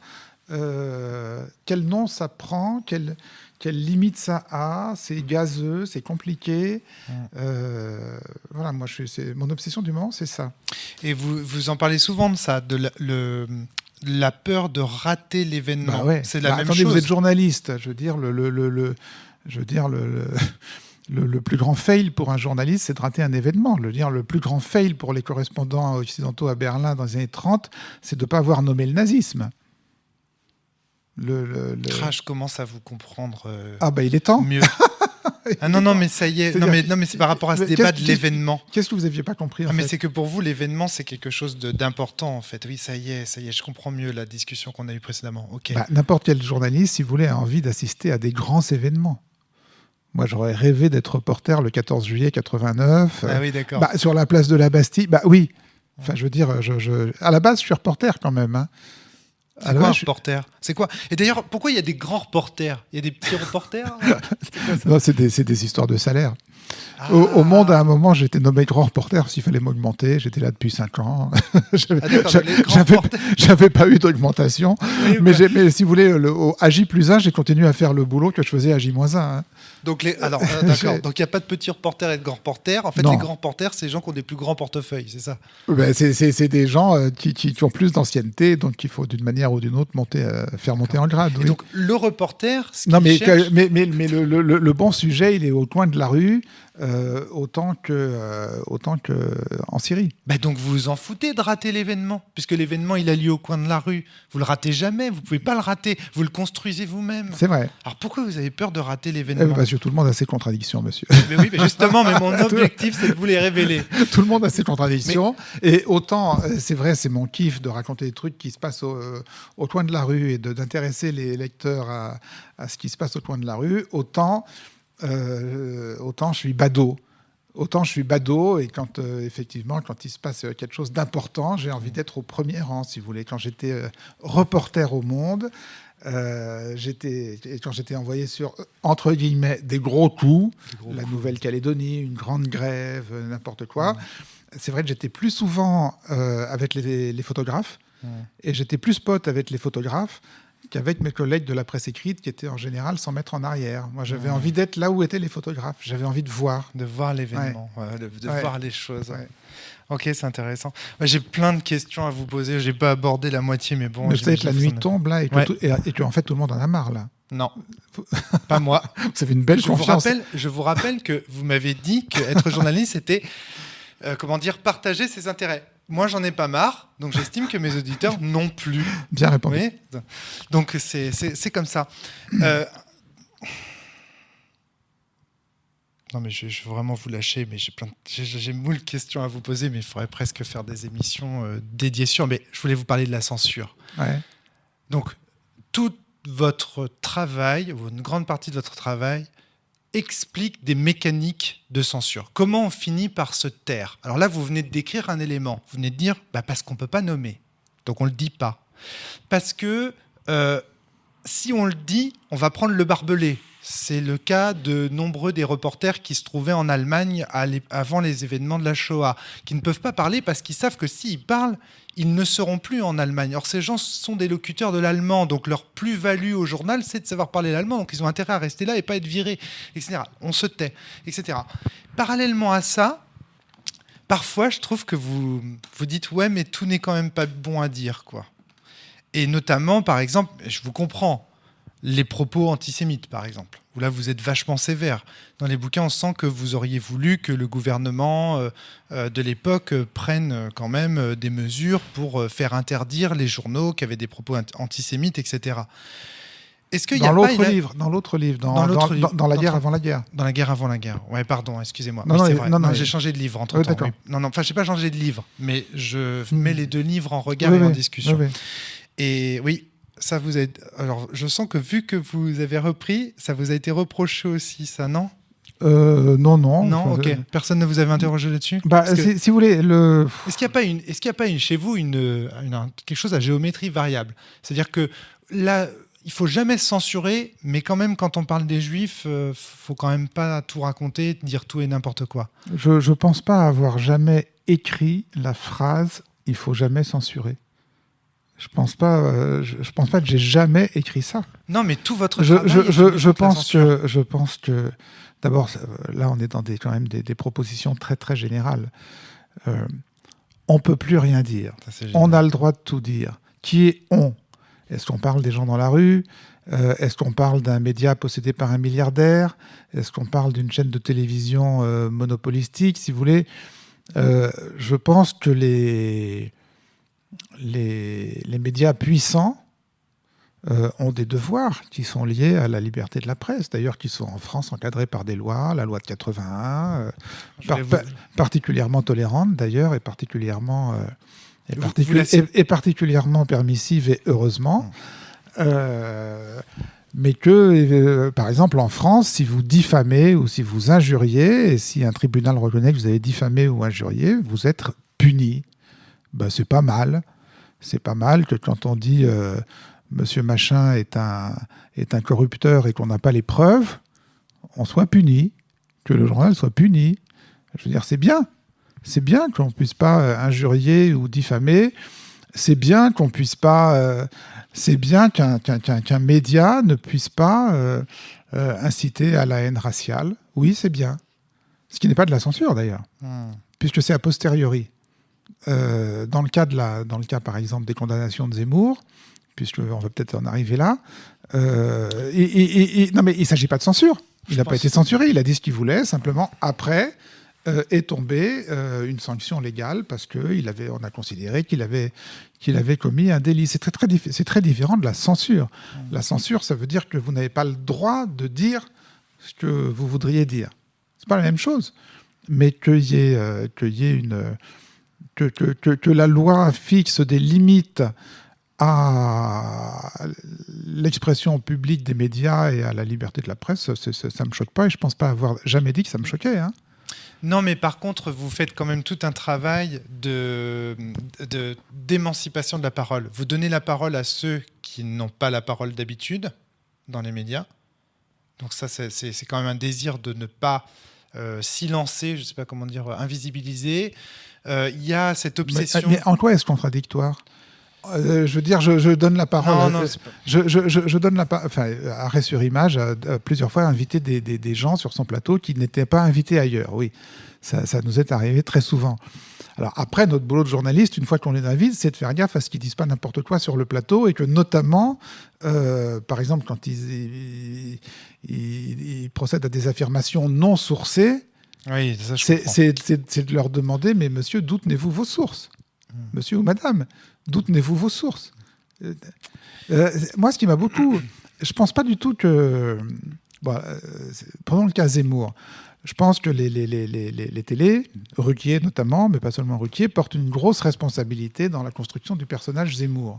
Oui. Mais je suis pas en train de dire qu'on aurait dû censurer Zemmour. Je suis en train de dire que le boulot minimum, quand Zemmour allait sortir une connerie sur le plateau, c'était... même si on n'était pas en état de le contredire, parce qu'on n'avait pas forcément dans le feu du direct les éléments pour le contredire, c'était au moins de lui poser la question, mais d'où tenez-vous ça ? D'où vous savez ça ? Ouais. Et ça s'est très très rarement fait dans toute l'ascension médiatique de Zemmour. Mais en même temps, chaque fois que quelqu'un sur un plateau l'a tenté, on a vu l'autre se liquéfier et se dégonfler comme une baudruche. Mais je l'ai lu quelque part, et d'ailleurs tout le monde le sait, etc. Donc on a pu observer que c'était que sur plein de sujets, il racontait n'importe quoi. Voilà. Ouais. Ça, c'est quelque chose sur lequel je voulais revenir aussi, mais bon, on n'a pas eu le temps. C'est que votre journalisme est un journalisme de la simplicité, la question simple. J'ai souvent... bah oui, non, mais c'est vrai, mais d'où tenez-vous ça ? Vous savez où ? Oui, mais non, mais c'est une évidence pour vous, mais non. Parce que moi, par exemple, vous voyez, c'est un peu le reproche que vous me faisiez en fond de truc, c'est attention, Romaric, c'est très général ce que tu es en train de me dire là. Oui, ok, la censure, machin, tu parles de la censure dans l'absolu, mais dans quel cas ? Dans quel journal ? Dans quel contexte ? Parce que, évidemment, enfin bon, bref. Mais oui, ok, d'accord. Je note. Après, voilà, aussi bien dans les années 30 qu'aujourd'hui, si vous voulez, la presse est un contre-pouvoir, mais elle est aussi un pouvoir. Ouais, elle est aussi une de mes thématiques. Elle est aussi un pouvoir. Donc ce pouvoir est questionnable, critiquable. Il faut des barrières pour empêcher ce pouvoir de déborder de son domaine, de son champ. En tout cas, voilà, elle est un pouvoir, mais ouais. Alors juste, parce que moi en fait j'ai une vision absolue de la censure. Pour moi, il y a zéro. C'est-à-dire pas de contrôle en fait. Si quelqu'un, je suis désolé Daniel, mais si quelqu'un veut dire mort aux juifs, qu'il dise mort aux juifs à partir du moment où la proposition est contextualisée, où elle est expliquée. Je vous cite un exemple, j'ai un copain qui s'appelle Vaquette. Ouais, non, mais alors, attendez, comment vous contextualisez ? Ça veut dire que... Non mais alors, vous voyez, si quelqu'un veut dire... Alors déjà, qui est ce quelqu'un ? En l'occurrence, c'est un artiste. Où est-ce qu'il va dire ça ? Alors, racontez-moi l'histoire. C'est un chanteur. Voilà, c'est un chanteur qui appelle sa chanson Mort aux Juifs. D'accord. Il va la. Mais ça, là, vous prenez un exemple réel. Là. Oui, c'est un exemple réel. D'accord. Voilà, il s'agit de Vaquette. Je l'ai interviewé. C'est l'ADN précédent. Il se trouve coïncidence que c'est l'ADN qui vous précède. Et voilà. Et donc, quel est le propos de cette chanson ? Le propos de cette chanson, c'est de provoquer un parterre de gens justement de gauche, etc., en se singeant étant un vrai fasciste contre... Mais est-ce qu'il est évident pour tout le monde ? Est-ce qu'il est évident pour tout le monde que ce chanteur est au second degré et qui ne veut pas vraiment et qui n'appelle pas au meurtre des Juifs? Non, il a passé sa vie à se justifier de cette allégation, etc. Je ne sais même pas s'il n'a pas été condamné. Je connais pas la chanson, mais elle est peut-être un peu mauvaise. Oui, c'est peut-être mal foutu. Peut-être. Peut-être. Donc des gens peuvent peut-être la comprendre de travers. Ou pas. Oui, tout à fait. Non, mais en fait, donc c'est pas forcément une bonne chose que cette chanteuse soit chantée dans l'espace public. Si des gens risquent de la comprendre de travers. Non, qu'est-ce que vous en pensez ? Non, mais c'est moi. Non, mais vous. Enfin. Non, mais allez-y. Non, mais j'ai une vision absolue. C'est-à-dire que moi, en gros, j'ai une vision absolue. C'est-à-dire que tout le monde devrait pouvoir dire n'importe quoi, même des conneries grosses comme lui. D'accord. Et qui conduisent à des meurtres de masse. Ouais. Non, c'est une question. Ouais. Radio Mille Collines. Super. Allez-y, les petits gars. C'est quoi Radio Mille Collines ? C'est la radio des génocidaires du Rwanda. C'est la radio qui, pendant toute la période précédente le génocide au Rwanda, et pendant le génocide du Rwanda, a appelé à l'extermination des cafards. Les cafards étant les Tutsis, qui ont été génocidés. Rhétorique typique de l'extrême droite. Donc, Radio Mille Collines, allez-y, liberté d'expression. Je vous provoque. Non, mais c'est... Non. Vous pouvez dire ce que vous voulez chez vous, dans le cadre familial, mais à partir du moment où vous détenez un moyen d'expression public, qu'il soit un média ou que ce soit un moyen d'expression artistique, vous avez des responsabilités, je pense. Après, voilà, toute la question est de déterminer le champ de ces responsabilités. Qui fait respecter ses devoirs voilà. Les responsabilités, je les prends volontiers, mais c'est l'idée d'interdire la diffusion ou de faire payer des amendes. Il y a des gens qui comprennent votre mort aux juifs de travers. Ils vont tuer un juif. Vous dites quoi ? Mais c'est pas possible, on peut pas comprendre de travers. Enfin, vraiment... ouais, je comprends. Et le type qui allait donner des coups de marteau au mari de Nancy Pelosi.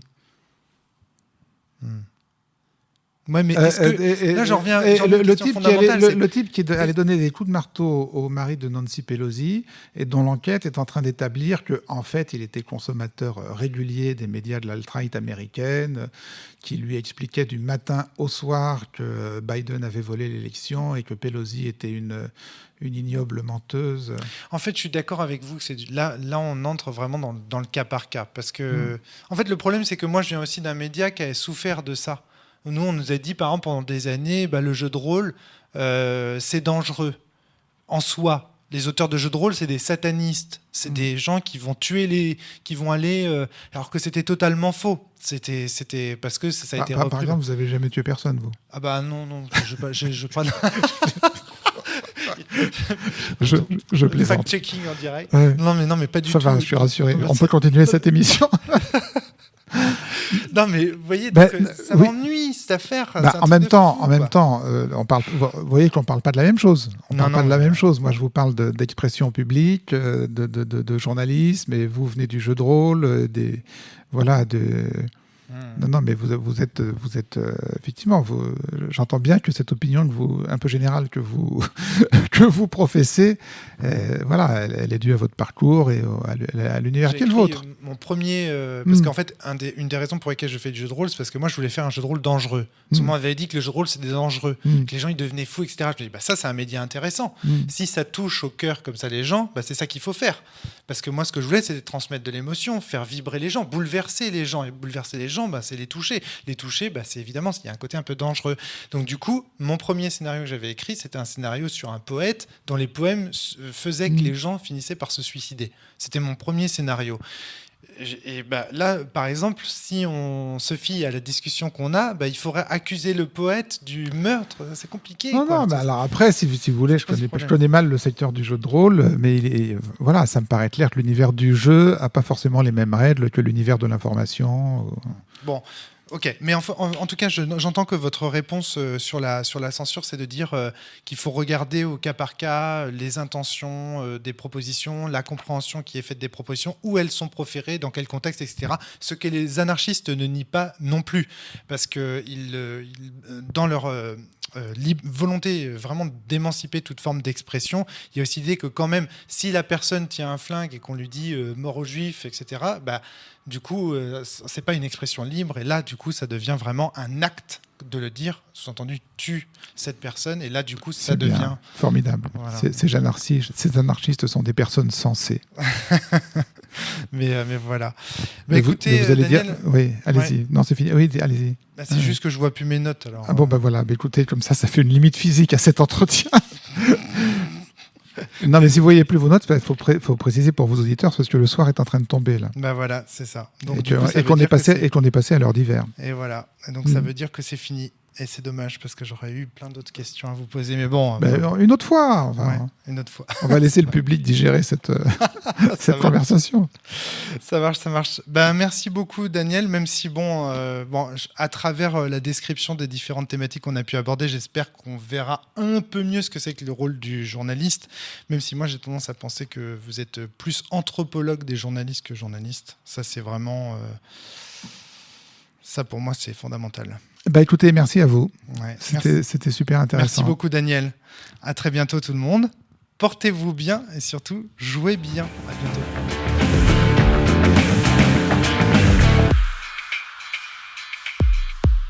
Voilà, c'était le podcast de la cellule.